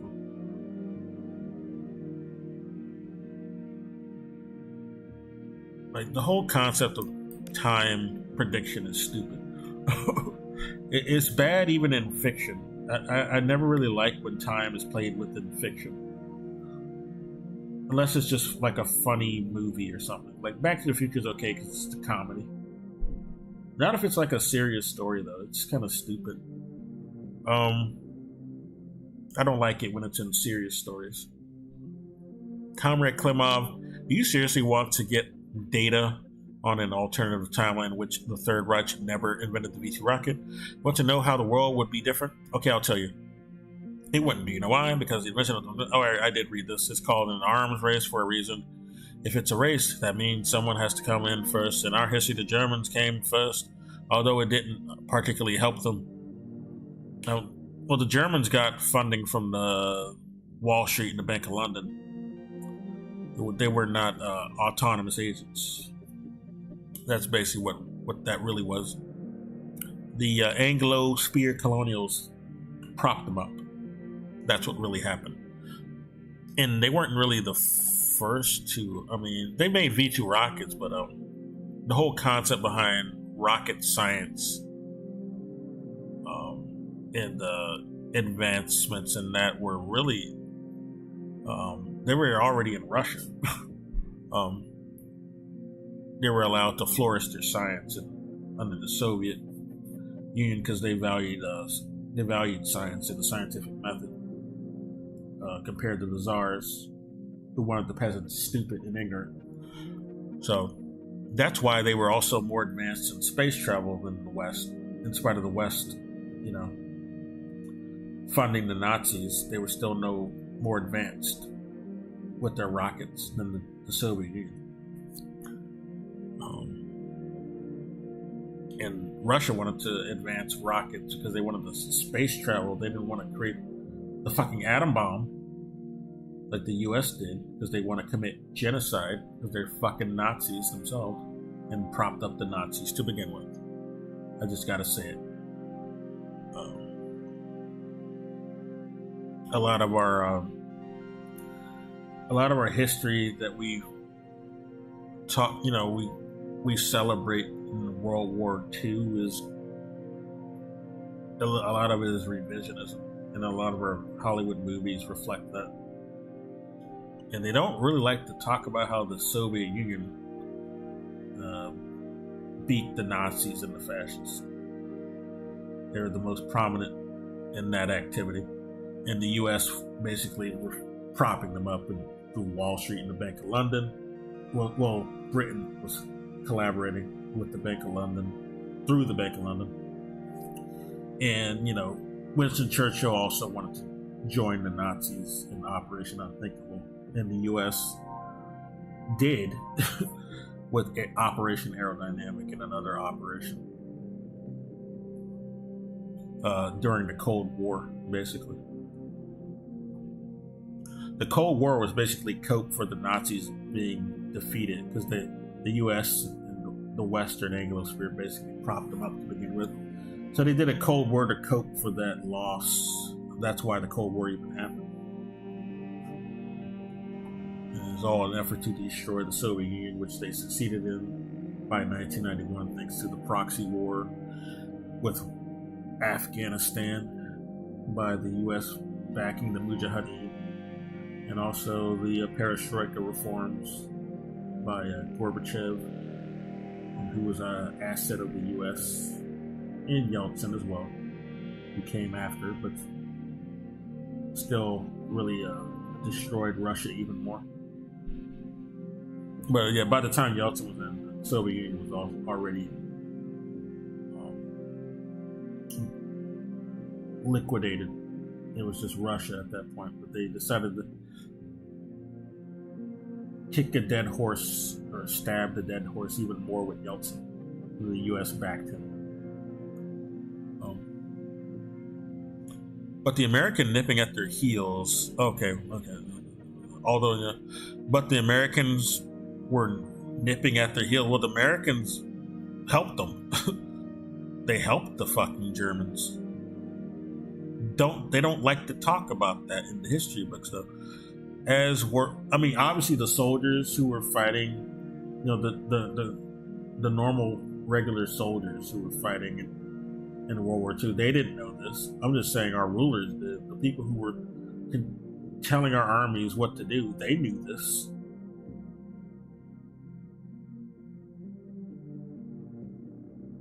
Okay.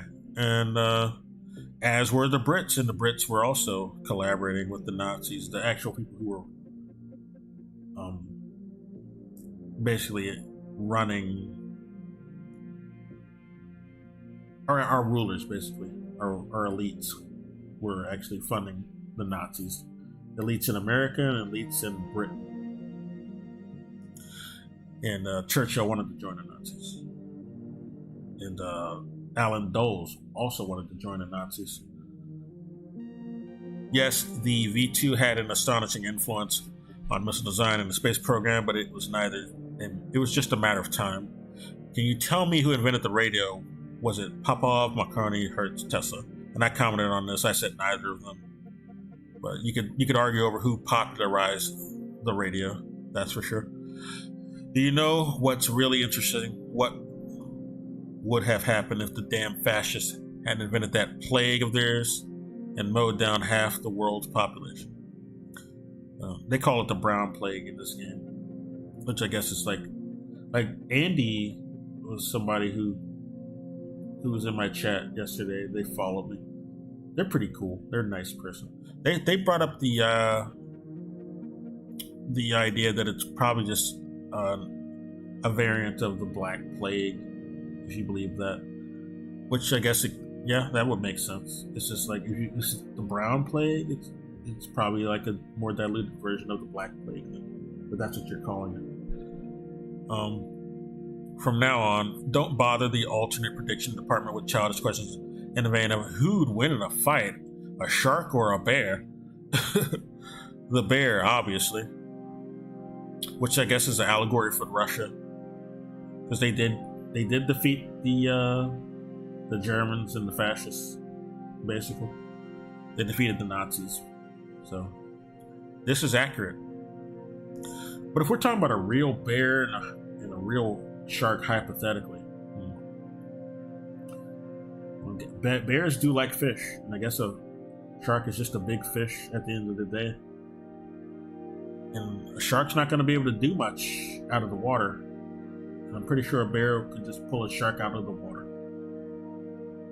All right, let's get out of here. We're done reading all the emails downstairs. Let's see if we got some shit upstairs. Oh, I didn't read this. This is one I didn't read. And what is this? Bobbin, huh? What is bobbin? Lab assistant, let's go, B2. Klimov, okay. These are the Klimov brothers again. Miss, A10, they're still playing Battleship. A10, you missed. You missed, pal. Miss, give up already. B10. Oh, I already read this. I did read this. Oh, wait, no, I haven't. Are you nuts? Do you really think I can't see what you're doing? And why are you using your workspace to play Battleship? Okay, I read that one. I didn't read this one, though. If I told you once, I've told you 1,000 times. So this is Zaharov when he was alive. He's talking to Sechenov, so this is new. Dmitry is Sechenov. I don't want a new body, and it has nothing to do with me putting on airs, as you put it. There's just no point. I'm much more productive in this state. So he's talking to him in his Charles consciousness. When he became Charles, he's basically an AI. I guess not. He's more of an OI because he did have an original body. He's not some creation of someone else. He had his own mind, is what I'm saying. It's simply more practical and useful for myself and for you. You already have your Ekaterina dolls. I guess that's what those ballerinas he has are called. Following you around. Leave me be. Alright. And Zahar just wanted to be left alone. He wanted Sechenov to fuck off. This is Klimov again. One of the Klimov brothers. Add some conclusions at the end. It's really dry. Just a little while ago, what if conversations were, at best, the purview of statisticians and analysts? That would be terrible. We'd have a lot of mistakes going on. A lot of disinfo going on, because it's easy to fool people with bullshit statistics and pretend that they're accurate, depending on the topic in question. But today, thanks to Lebedev's quantum systems, predicting alternate histories has literally become a science. No, it's just schizophrenia. That's all it is. That's kind of a rude way to say, or rude way to describe it. It's just cope. That's all I gotta say. This has allowed us to get a very accurate report on the history of the Soviet Union in World War II. If the party had not approved Sechenov's project to roboticize our troops in the late 30s. Okay, so that's what happened in this alternate World War II. This theoretical report has received the designation 5P at the Academy of Consequences, where we are. Stage 1, defeat. Due to the novelty of the technology and the weak adaptation of our manufacturing capabilities, the robots turn out to be unable to resist the Wehrmacht forces Yeah, cope. This is what the Nazis would really have liked, but it's just pathetic cope. An initial casualty. I mean, they didn't need robots either, so they would have lost even without the robots, because that's what happened. And initial casualties are colossal. The Soviet Union loses all its territory up to Moscow. Stage 2, regrouping. No, because the Barbarossa mistake would have still happened. So this would have never happened. This is just cope. Stage 2, regrouping. Toward the middle of the war, human casualties and the pressure from the Reich become so great that the Red Army's only salvation lies in building more advanced robots. No, because that we have realistic history where this actually happened. They didn't lose. They still beat them. They still beat the Nazis. Thank God they did. So great that the Red Army relies on building more advanced robots in order to make up for lost soldiers. The process of manufacturing new combat robots is reformed and enhanced in the Urals in Siberia. Stage 3, respite. Seeing the Soviet Union's defeat and refusing to believe in upcoming... Man, some fucking Nazi, whoever wrote this, is really jacking it. They were really jacking it when they wrote this. They were two-fisting. Oh, no, they had to use the other hand. Or they could have been just saying this orally and having the computer type. Alright. Man, they're beating their meat, though. Allied troops concentrate their forces and become more aggressive since they understand that the Red Army will no longer be cannon fodder in the European war, I mean. The Reich halts its advance deep into the Soviet Union and switches to the Western Front. Stage 4, breaking point. Massive battalions of robotic troops with various functions carry out highly effective sudden attacks, reclaiming our captured territory in a matter of weeks. In the winter, our captured territory? What? Are you a Nazi? Klemov? What? Did I read that right? I don't know. He might be. Okay, breaking point. Massive battalions of robotic troops with various functions carry out highly effective sudden attacks, claiming our captured territory in a matter of weeks. Oh, okay. I guess I misinterpreted it. Okay, in the winter, their mobility and lack of reliance on food and medicine give the Soviet machines a massive advantage. The Soviets still had an advantage even with this issue. Even before the creation of the V-2 rocket and the failure of the Brown Plague, Soviet robots liberated most of Europe, since the world's population is never reduced by illness. Okay.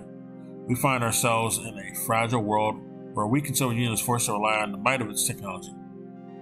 Okay. Nice fan fiction, dude.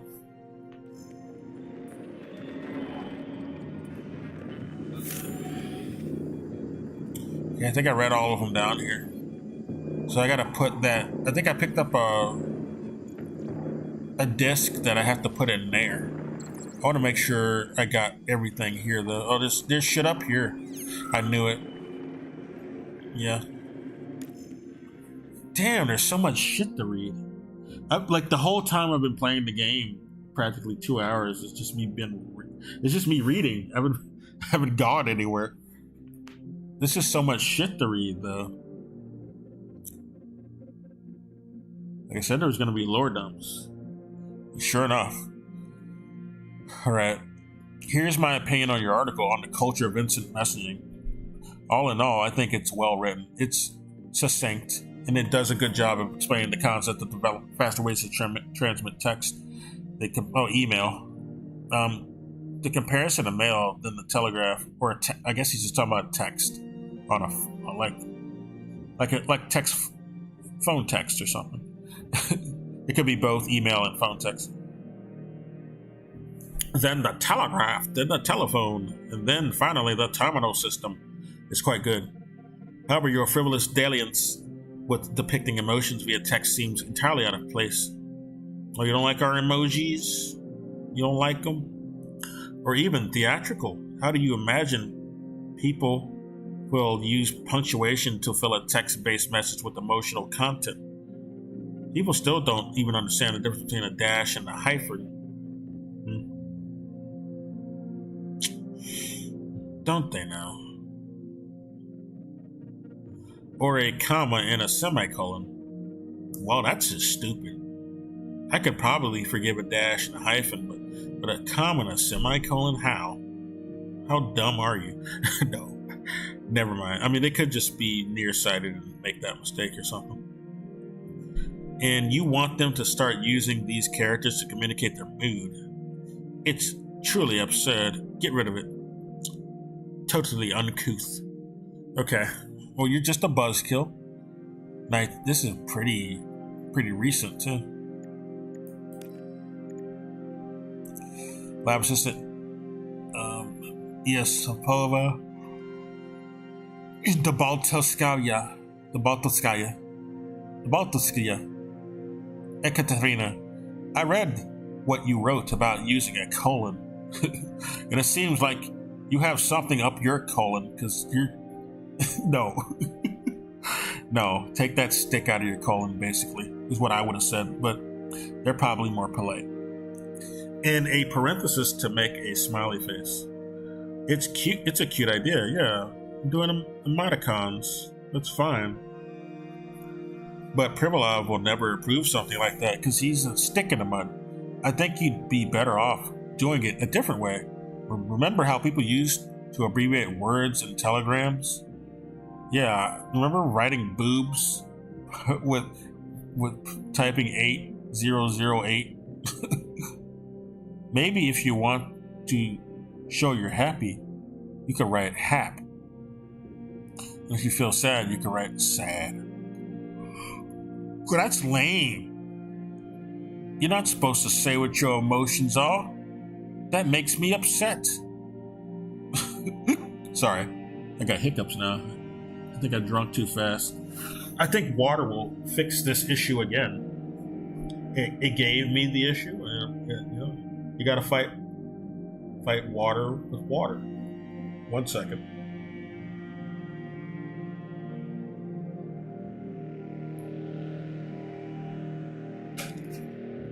Okay. Back to reading.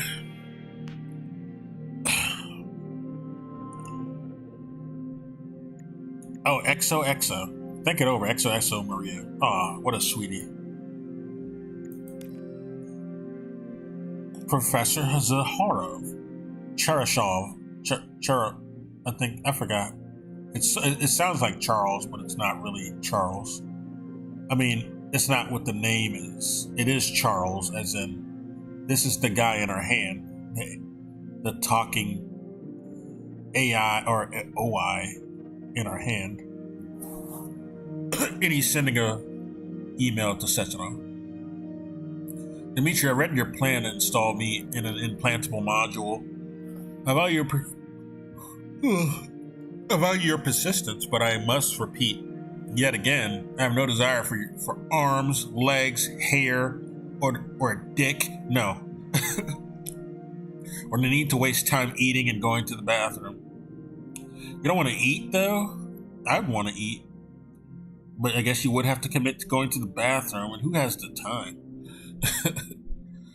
Like, I'm fine, Dmitri, but your weak-minded desire to anthropomorphize everything under the sun is making me uneasy. Yeah, dude, I just want to be a disembodied voice. Just let me be. I just want to be one with the polymer. Instead of thinking about how to put me into the head of some muscle-bound member of the Communist Youth League, that's sick. Why don't you find a way to cast off the burden of your own aging flesh? This guy's totally transhumanist. I'm not on board with the transhumanist agenda, especially since I know the origins of it. Its origins are in fascism. So that's another reason, major reason why I don't like the transhumanism proposal, and people like Elon Musk pushing that shit. But anyway,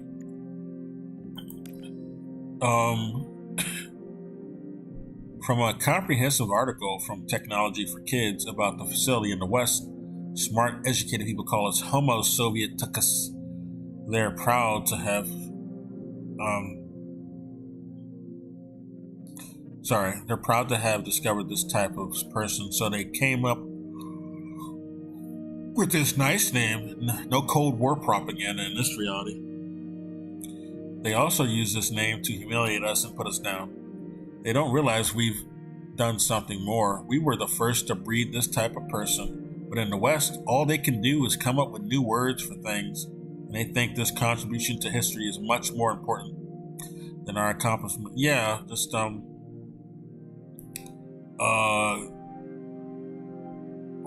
what do you call it? Public relations management is all our evil ass empire cares about. They don't care about serving the people or progressing any or improving things, is what I should say.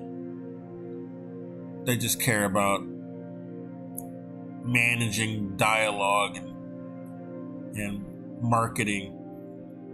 That's all they care about. Not actual outcomes.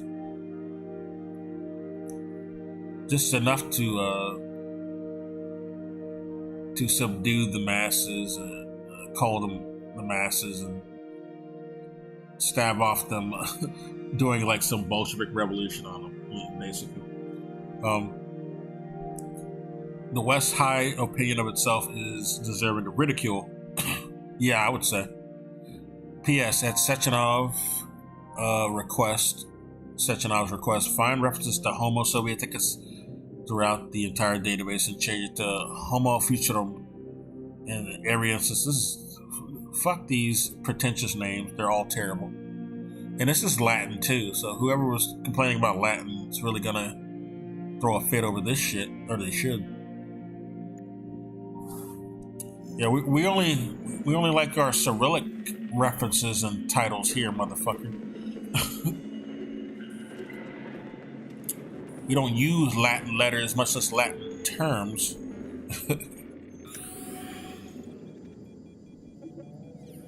Oh, it's another thing. Another disc. A mini disc. Okay.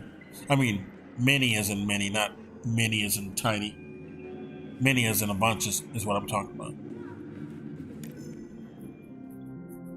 Auspicious time when we have audio. Okay. Let's listen. Yes, it's part of the experiment. You won't see anyone. Not me, not anyone else. Okay, subject. You will now have a conversation with two young women. Their names are Betsy. That's me. And Olga. Hello. I need you to talk to them and tell me which of the young ladies you spoke to is not a human being, but an artificially generated voice. Is that clear?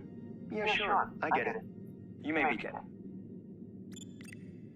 So, Betsy, do you have any kids? I'm afraid not. But I want to have two when I finish my internship in about 3 years or so. No. Okay. And here's the last one. Olga, could you ever kill someone? Me? I don't know. Maybe if they were an enemy or trying to hurt people. Yeah. Well, that makes sense. I guess I could do it to protect the motherland. Excellent. We're done here.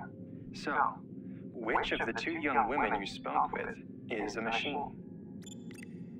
I think it's Betsy. Yes. So, you think Olga is human? That makes sense to me. Please note that I never told you that either of them was human. They're both machines. Actually, none of the individuals you've spoken to during this experiment are human. Not even me. Thank you for your time. I'm not human either. The subject out. That guy is probably a robot too. Yeah, I thought so. I knew it was going to be both of them were just robots. So she's just a liar. You can't have babies, robot, unless there's a way they can. maybe it's like I remember watching Reboot, which is old ass computer animated cartoon, where they weren't really people in that show. They were like programs in a computer, bytes, bits, shit like that. They were basically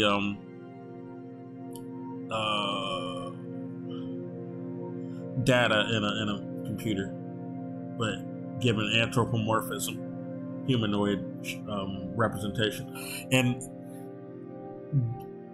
they were able to age or procreate in a particular way, even though they're not really organic. I forgot how it went. Well, like I remember the kid had a birthday and he had to go to some special program to actually age himself a year. Never mind. The Raven 1 satellite was launched into orbit, but we were immediately notified that it had malfunctioned. That's the official version anyway. The unofficial version is more complicated. The fucking plant beast samples on the orbiting satellite began to behave in a completely unexpected fashion in zero gravity and independently terminated communications with Earth. 2 years later, in 1957, wait a minute. We're not in 1957 yet. This is like a future prediction thing. In 1957, we were planning to send a remote-controlled module disguised as another satellite to shed some light on these events, but until then, Raven 1... Oh, okay, they're saying they're gonna do it in 2 years. Okay, no wonder. They're not saying they did it already. Raven 1 will be described as a failed, shuttered project in all official documents. Okay.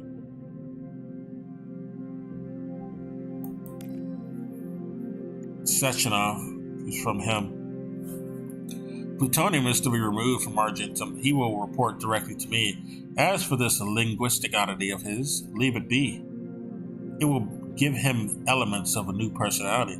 Perform the necessary operations. Install the module and put him in a hospital room under surveillance. You can always turn a positive into a negative. Alright, Stockhausen.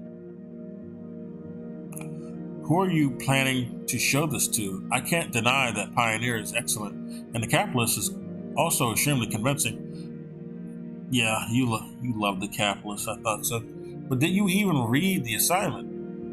These were supposed to be cute little cartoons about Argentum's amazing equipment, so every schoolboy would dream of becoming not only a cosmonaut, but also a stalwart defender of the motherland. But you've got blood, guts, and death all over the screen. Does this really seem cute to you? Does it seem like entertainment for kids? Regardless, some parts were certainly amusing. I mean, I like it, but we gotta show this to kids, man, so tone it down. But these cartoons simply won't do. Either do them from scratch, the composer will get a promotion, and the director will be sent to work at the Vavilov complex. Are these the cartoons I've been seeing on TV? Is that what they're talking about? Might be some different cartoons, though.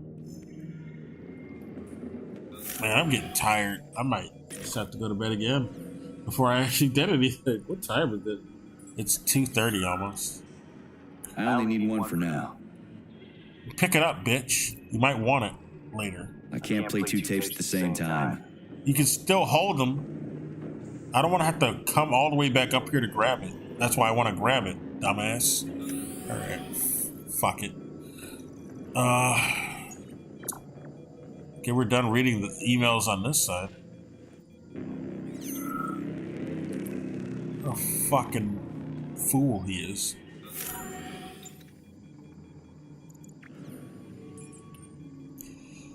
Oh, what is that?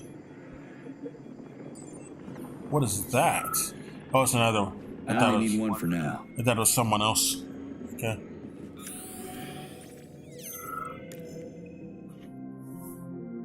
Lecture by A. Kemov. Debate Club President Elizarova. Pavlov debate. Okay. Archive Terminal. Speaker, when I give talks in the Soviet Union and allied countries, I am often asked whether it makes sense to focus scientific progress on making fundamental changes to the human race. We could, for example, teach people to change the properties of their skin in order to make it more resilient to heat or cold, or regrow lost limbs like certain reptiles. Okay, so basically gonna turn them into Wolverine or something. Okay, sure, dude. I'm sure you'll be able to accomplish that. Or control the biochemistry on a basic level. In other words, to rephrase a well-known thesis, should we strive for evolution in the individual? From the room, skeptical laughter, speak not synthetically. This whole idea, I don't like this type of shit. I also don't like Darwin or his cousin Galton, because they're both eugenicists, and a lot of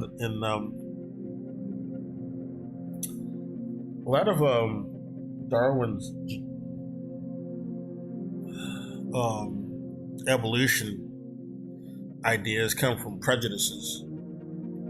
It's not really science based. It's fallacious.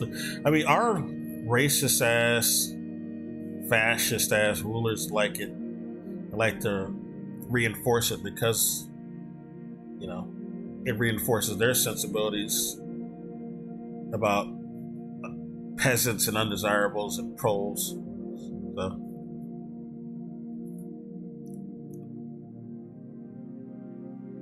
But anyway, I'll get off of that. Because hear him talk about racists and preferred races. Tell me that shit ain't just some Nazi shit, okay? I mean, he was a eugenicist. It's like unambiguous. And his cousin Galton as well. Masters, no, I admit that this is a defeatist attitude, but my objection does not lie in some bourgeois conception of man as the pinnacle of creation. We have access to powerful technology, and yet we should not alter ourselves to suit our environment. This would be a step backwards. I can actually agree with this. What he's saying here is something I would agree with. Yeah, we have technology. We don't need to mutate our bodies. This is ghoulish. Instead, we must perfect science in order to fully subjugate nature itself. Well, don't fully subjugate it, but be able to manage nature. Sure. Whether it be here on Earth or somewhere else. Be able to, manage around nature.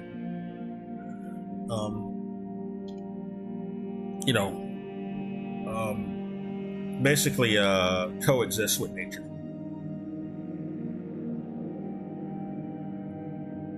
All right. Excerpt for Debate Club Minutes. Speaker 1. Maintaining the high level of technology Soviet science has achieved obviously requires people of profound intellect. This is why the fear that a situation could arise in which technology allows society to become stupider is irrational. But otherwise, this level of technology would be ultimately unsustainable. Speaker 2. But if this threatens to divide mankind into two different groups, a smaller group with big brains, this whole idea of big brains... No. Having your brain's size does not necessarily dictate how much intelligence you have anyway. This is a stupid allegory. And how are we describing people who are smarter? What smaller group are we saying is smarter? How are we defining smarts, for one thing? The whole IQ concept is completely wrong and erroneous and meant to discriminate. It was never legitimized at all. It's just the way it's a pecking order type of marker. That's it, and it's not like assessed in any real scientific way. There's no real basis behind power levels assigned to intelligence. And intelligence is malleable as well. Your brain is dynamic. It has no set, static sort of setting or ability to learn. It's a tool you can train. That's what the brain is built for. Unless you have some sort of damage to it, I guess that's another story. But that's not a general thing, basically. But if this threatens to divide mankind into a massive group with tiny brains that either does the simplest job or does nothing at all because machines do everything for them. This is pretty gloomy future, but it is even possible. This is eugenics type thinking. I don't like this type of bullshit. It has no place in the Soviet sort of setting. This is exactly why the population's ideological education needs to be our number one priority. It's not about people are not this have this set intelligence. They have to be taught. They have to be trained. Right? That's why there's like, it's not that China, like people like to point to China as, oh, they're so intelligent because they're Chinese and Asian or some dumb fucking racist ass idea. But no, you can look at how the fact that, China is or the People's Republic of China is a communist society, a communist establishment, and they prioritize educating their masses. Thus, the results bear fruit. All right, the results just speak for themselves because that's what they prioritize. And you have our fascist countries like the U.S. and Britain, the fellow Five Eyes Anglosphere. You have regression in education because they don't want to invest in intelligence of the masses. They only want certain people to know things. They have a class system that they don't like to talk about, but they do have it. And they don't want everybody to be educated. They don't want most of the masses to be educated. Thus, you see worse results because that's their true effort. They don't want to increase the education. That's why it gets worse, or it's not improving. That's why China, which is a communist society or communist establishment, which values educating their masses, has better results, or things you can point to as better education was. It's not because of there's some super race of big brains. This is a racist idea. No, it's a policy issue going on. It's a societal systemic issue going on. That's reasons for why that does or does not happen. Anyway, otherwise this level of technology would be ultimately wrong. This is exactly why the population's ideological education needs to be, it needs to be a priority. That's what really improves intelligence, right? If you invest in educating your masses, that will happen. They will become educated. You'll have more of the population that is educated. People are not born automatically knowing things. They have to be taught. If you invest in teaching them things in the scientific method, teaching them how the scientific method is supposed to manifest, you'll have more results. Okay, just making sure. I guess we can go ahead and play this. I don't see anything else I can mess with. Try this one. Commencing playback. The events in Bulgaria left the agents badly injured. Technically speaking, they were clinically dead. Agent Blesna could not be saved. Since Agent Plutonium's condition was less severe, it was possible to return him to combat readiness. However, his nearly destroyed limbs had to be amputated and replaced with the latest prostheses. Yeah, I already know half my body's prosthetic. We're plutonium. These are just general observations. Find another recording. So we are Agent Plutonium. That's why we're called P3. Oh, I get it now. All right. That makes sense.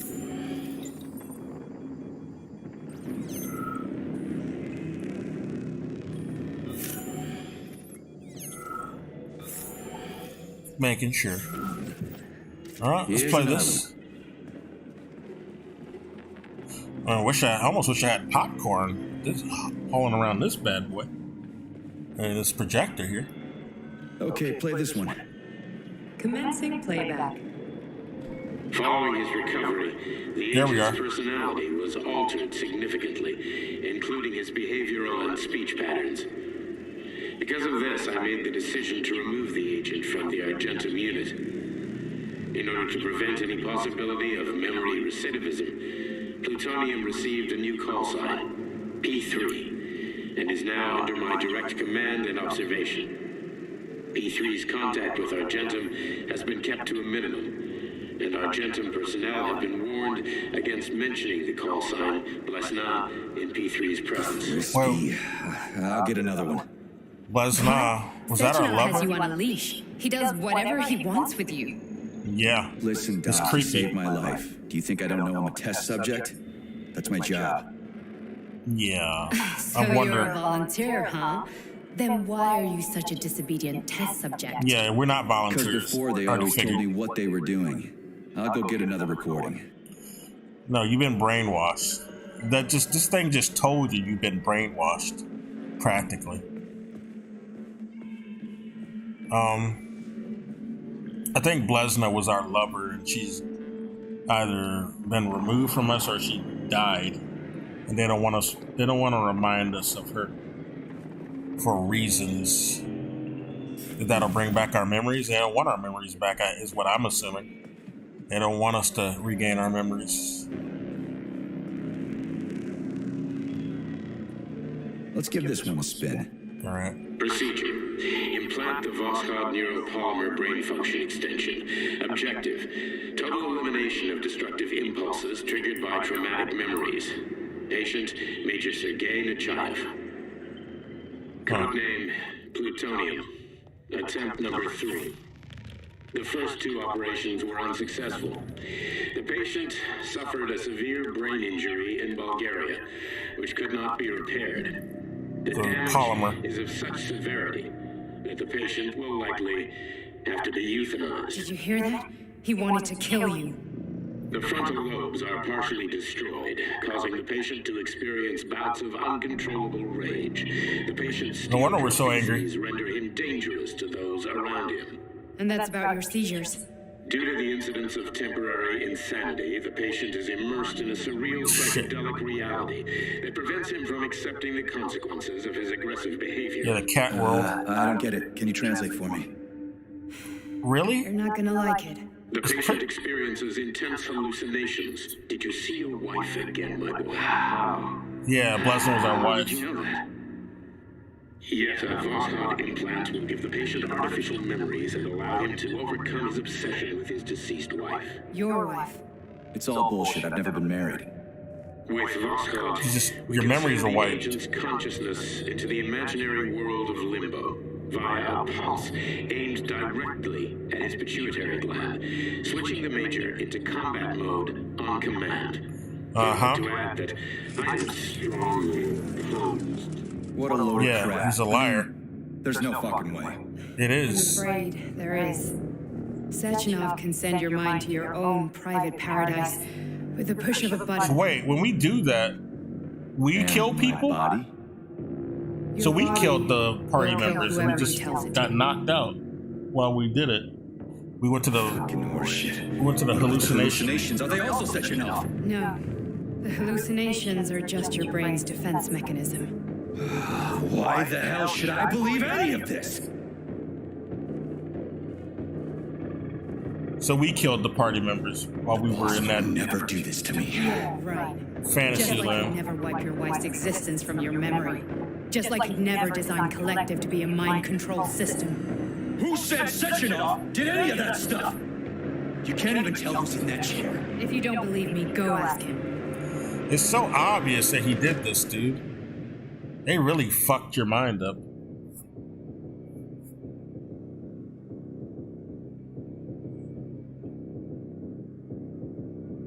You don't even have What's the memories. plan, Why do you Major? think you've never been married if you don't remember your past? He's waiting for us at Chilome. You likely were. If you want to stop Sechenov, you don't know. String him along. So he there as your accepted it. captive, and then what? And then we play it by ear. Huh. So that's how it is, Major. Think it over while I try to hack this elevator and get us back to the surface. Does she really trust we won't turn her over? Paying attention now, dickbag? Major, I have no data about this incident. Trying to make a monkey Sure, out of it, Charles. are ya? Well, join the club. Don't have any data, huh? You've always known about all this. There's a reason you're called Charless, right? You're Char-a-ton. Zahara. Yeah. You son of a bitch. Got an explanation? Huh? There's nothing to explain, Major. You're just as much a Charless to me as I'm a perfect stranger to you. First, Sechenov murdered me. Then he turned me into a blob of polymer goo. Then he brainwashed you and manipulated you. So he is the How could I polymer. trust either of you? That's why I pretended to be the chatting artificial librarian. I wanted to see who was who. Yeah, well, I guess I would have done the same. So what are we gonna do now, huh? What else can we do, Sergei? You and I are friends now, and we know the truth. We need to get to Sechenov, rectify this injustice, and get revenge for what he's done to us. I guess you're right, Chariton. Justice does need to be done. All right. You're a good man, Comrade Major. I hate to say this, but you're the first functional example of an ordinary link in the collective network. On Monday, everyone who has undergone polymerization will become just as malleable as you. Shit, I can't let that happen. Listen, the fucking gadget, the thought device, you can just take it off. Unfortunately, that won't help anyone. It just makes things worse. How come? Because all your thoughts are useless. A polymerized person's signal will be transmitted to robots and other equipment via their thought controller.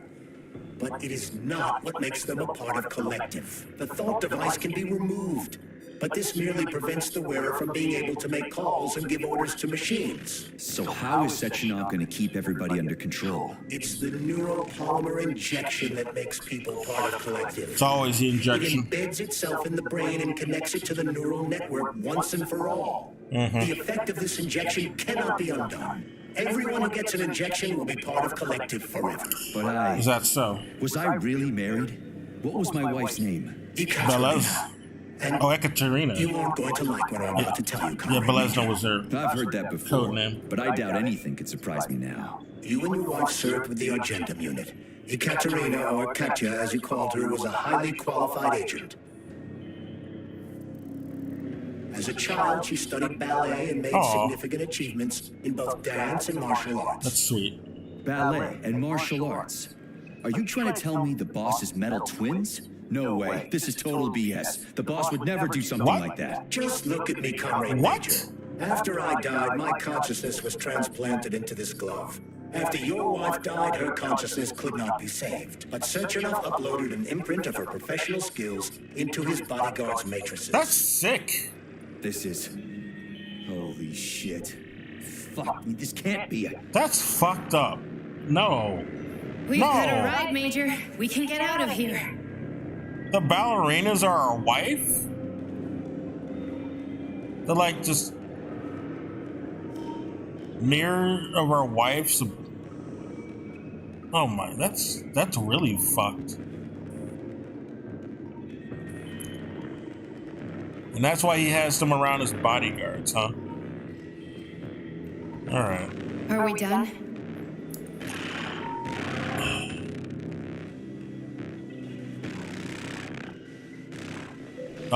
Actually, I'm gonna look around some more.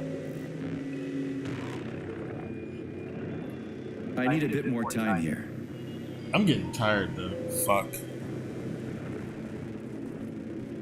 It's almost 3. I can't go anywhere else. I'm locked in. I guess we can't do anything. We gotta go. Oh, that's our wife, I think. That's her. And that's us. We didn't have a beard before. Although the war was a while ago. It looks so comfy and cozy. I'm assuming that's us. Yeah, I'm pretty sure it was. That's the implant we got. The Voshkov or whatever it's called. Let's go. Do you want to search for something else? No, we're good. Let's go. Okay, let's go. Communism 2.0 is the achievement we got. This isn't communism, though. I'm really sorry you had to go through all this. Ah, shit! Oh, here we go again. No, oh, it's hallucinations. not here! No, he's gonna kill her. No!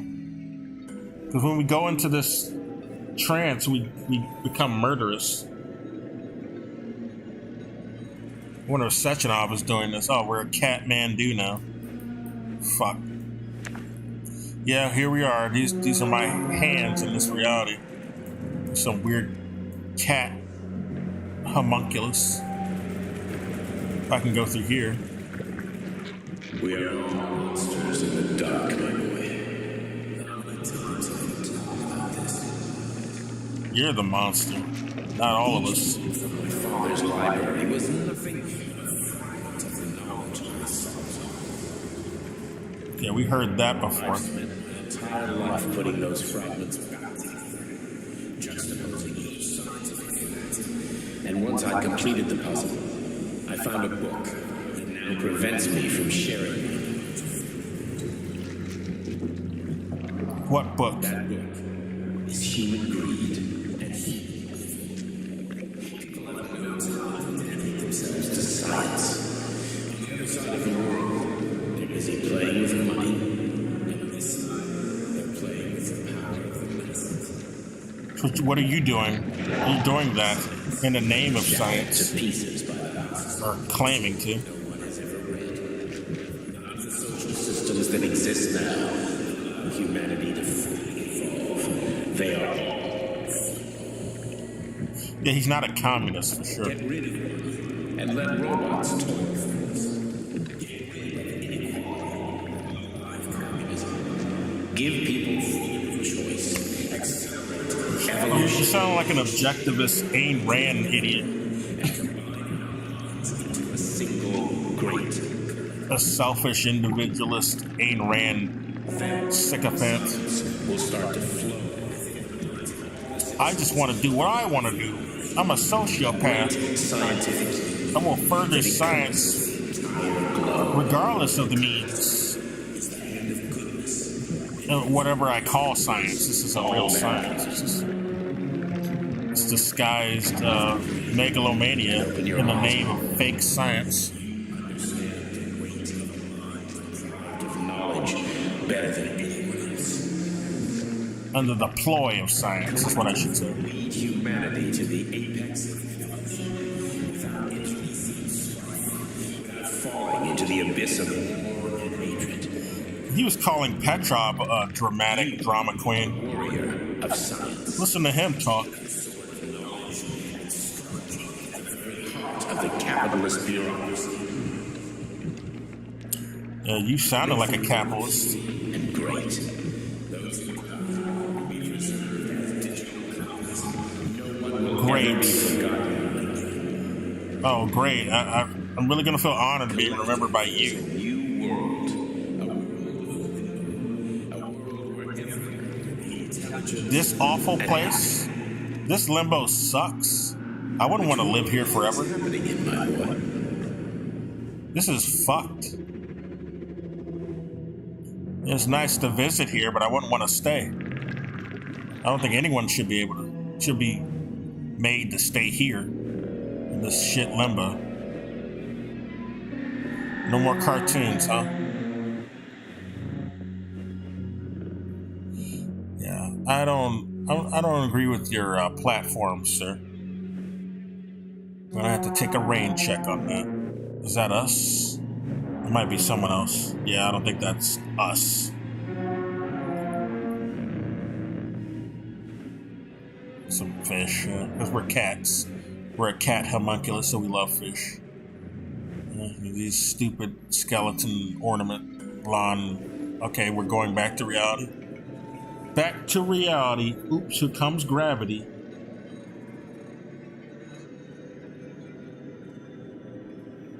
Dr. Sechenov just held a press conference in which he completely denied rumors about civilian robots malfunctioning at Facility 3826.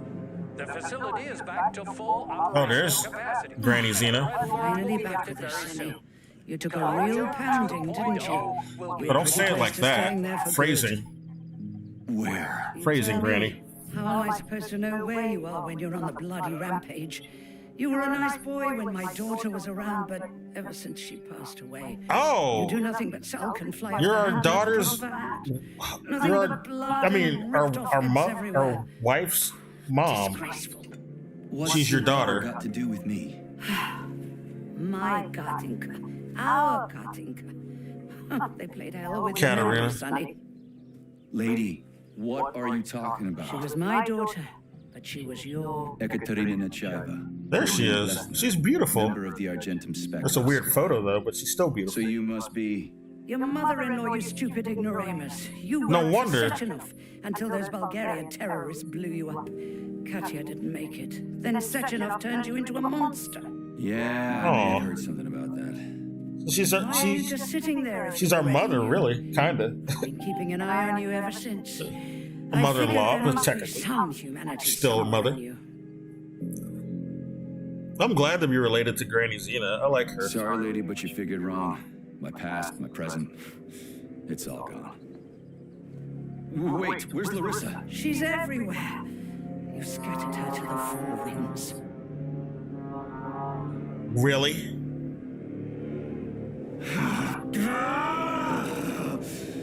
Fuck. You got a gun, lady. Does it look like I don't have one? What would you like? Anything will do. I just need to blow my head off. No, don't do that. Idea. Just blow your own damn brains out and be that Stand down, lady. Then Sechenov to turn everyone into mindless meatbags. First the Soviet Union, then the rest of the world. I get it. If you get it, then get up.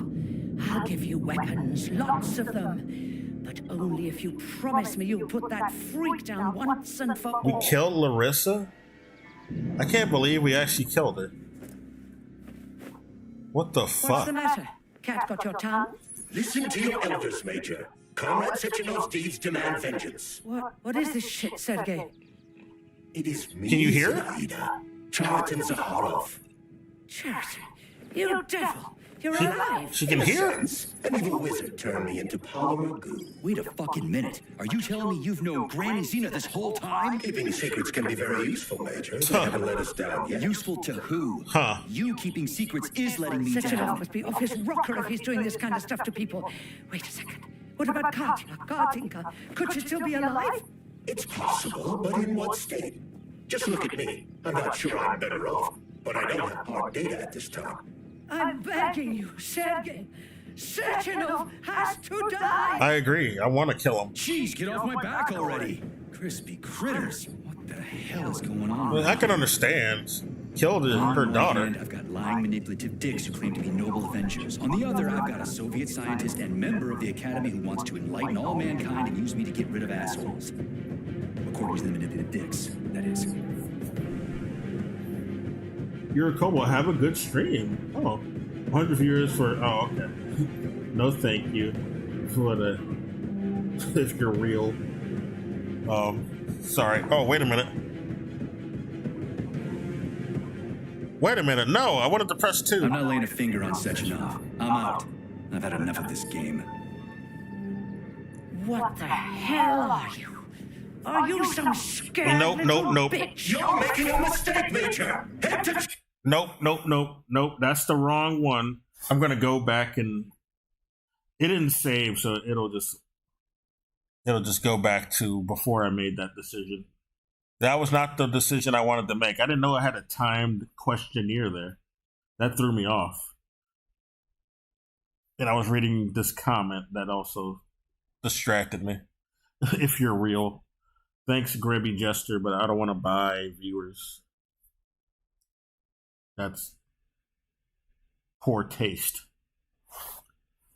I'd rather have real viewers if anyone wants to watch. I make these for background noise a lot anyway. It chills me out, So it's just fun to do. And I'm playing a video game, might as well record it. Because I'm going to play it anyway. Might as well just put it on my channel. I'm loading the game back up now. I closed it so it wouldn't save. I'll be right back. Since it's loading, it's taking its time.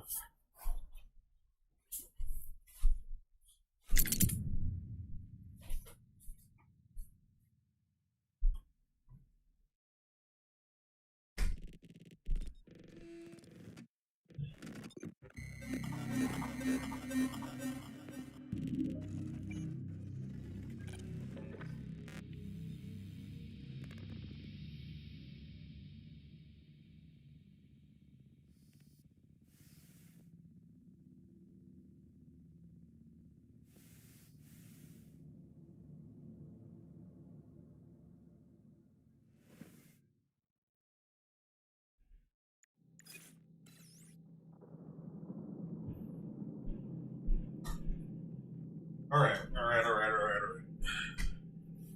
So, that was quite the lore reveal we got, though. So, Granny Xena's our mother-in-law. I was not expecting that.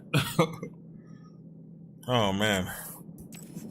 She called us a pussy for saying we wouldn't lay a finger on Sechenov. No, I want to kill him. That was the wrong choice. I want to kill his ass. He deserves to be punished, if not dead.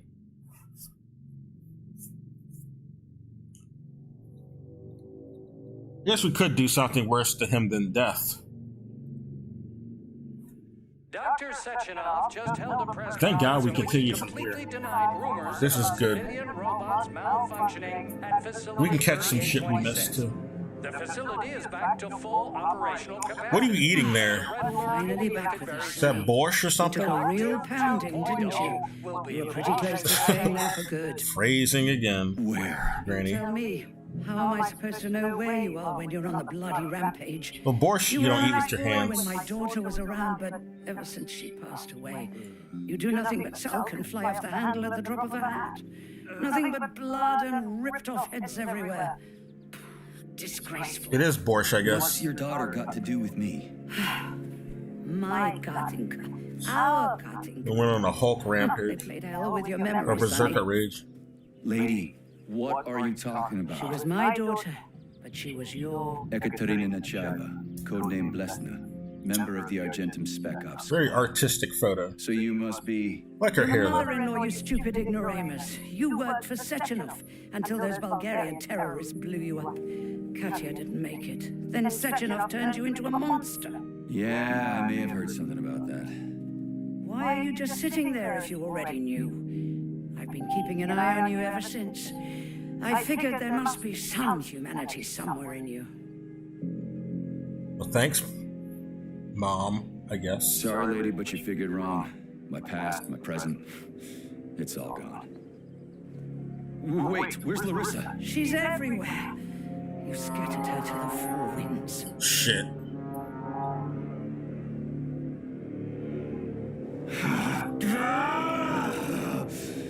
Fuck. You got a gun, lady. Does it look like I don't have one? What would you like? She's got a whole I just need cache. to blow my head off. No. Great idea. Just blow your own damn brains out and be done. I would never do that. Then Sechenov could turn everyone into mindless meatbags. First the Soviet Union, That's the then pussy, Republic. at least to me. If you get it, then get up. I'll give you weapons, lots of them. But only if you promise me you'll put that freak down once and for all. No problem. I'll do that. That's easy. That's the easiest decision I've ever made in my life. What's the matter? Cat got your tongue? Listen to your elders, Major. Comrade Sechenov's deeds demand vengeance. What is this shit, Sergei? It is me. I'm surprised she can hear him now. Charlton Zaharov.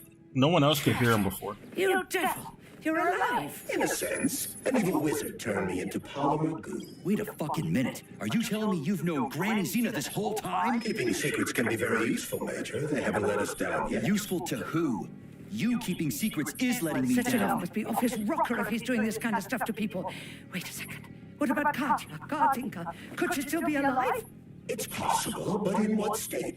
Just look at me. I'm not sure I'm better off, but I don't have hard data at this time. I'm begging you, Sergei.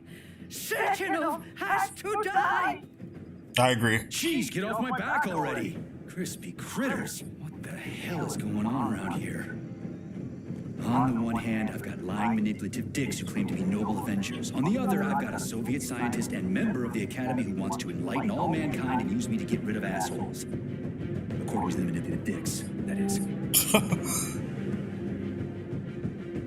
Whatever, lady. Why don't you show me? Yeah, 2. We doing 2. Motherfucker needs to go. Whatever, lady. Why don't you show me what's in that arsenal of yours? Oh. I see. Let's save. Alright. We're gonna end it here. It is late as fuck. So we got our lore dumps. We will continue with actual progression and I guess some gameplay. I didn't really play anything. I just read most of the time. It was a hefty read. We learned so much. Anyway, yeah, this is fun. I'll probably be back. Not tomorrow. If not Wednesday, then Thursday for sure. But if anyone sees this, I hope you have a good night. Love you. Bye.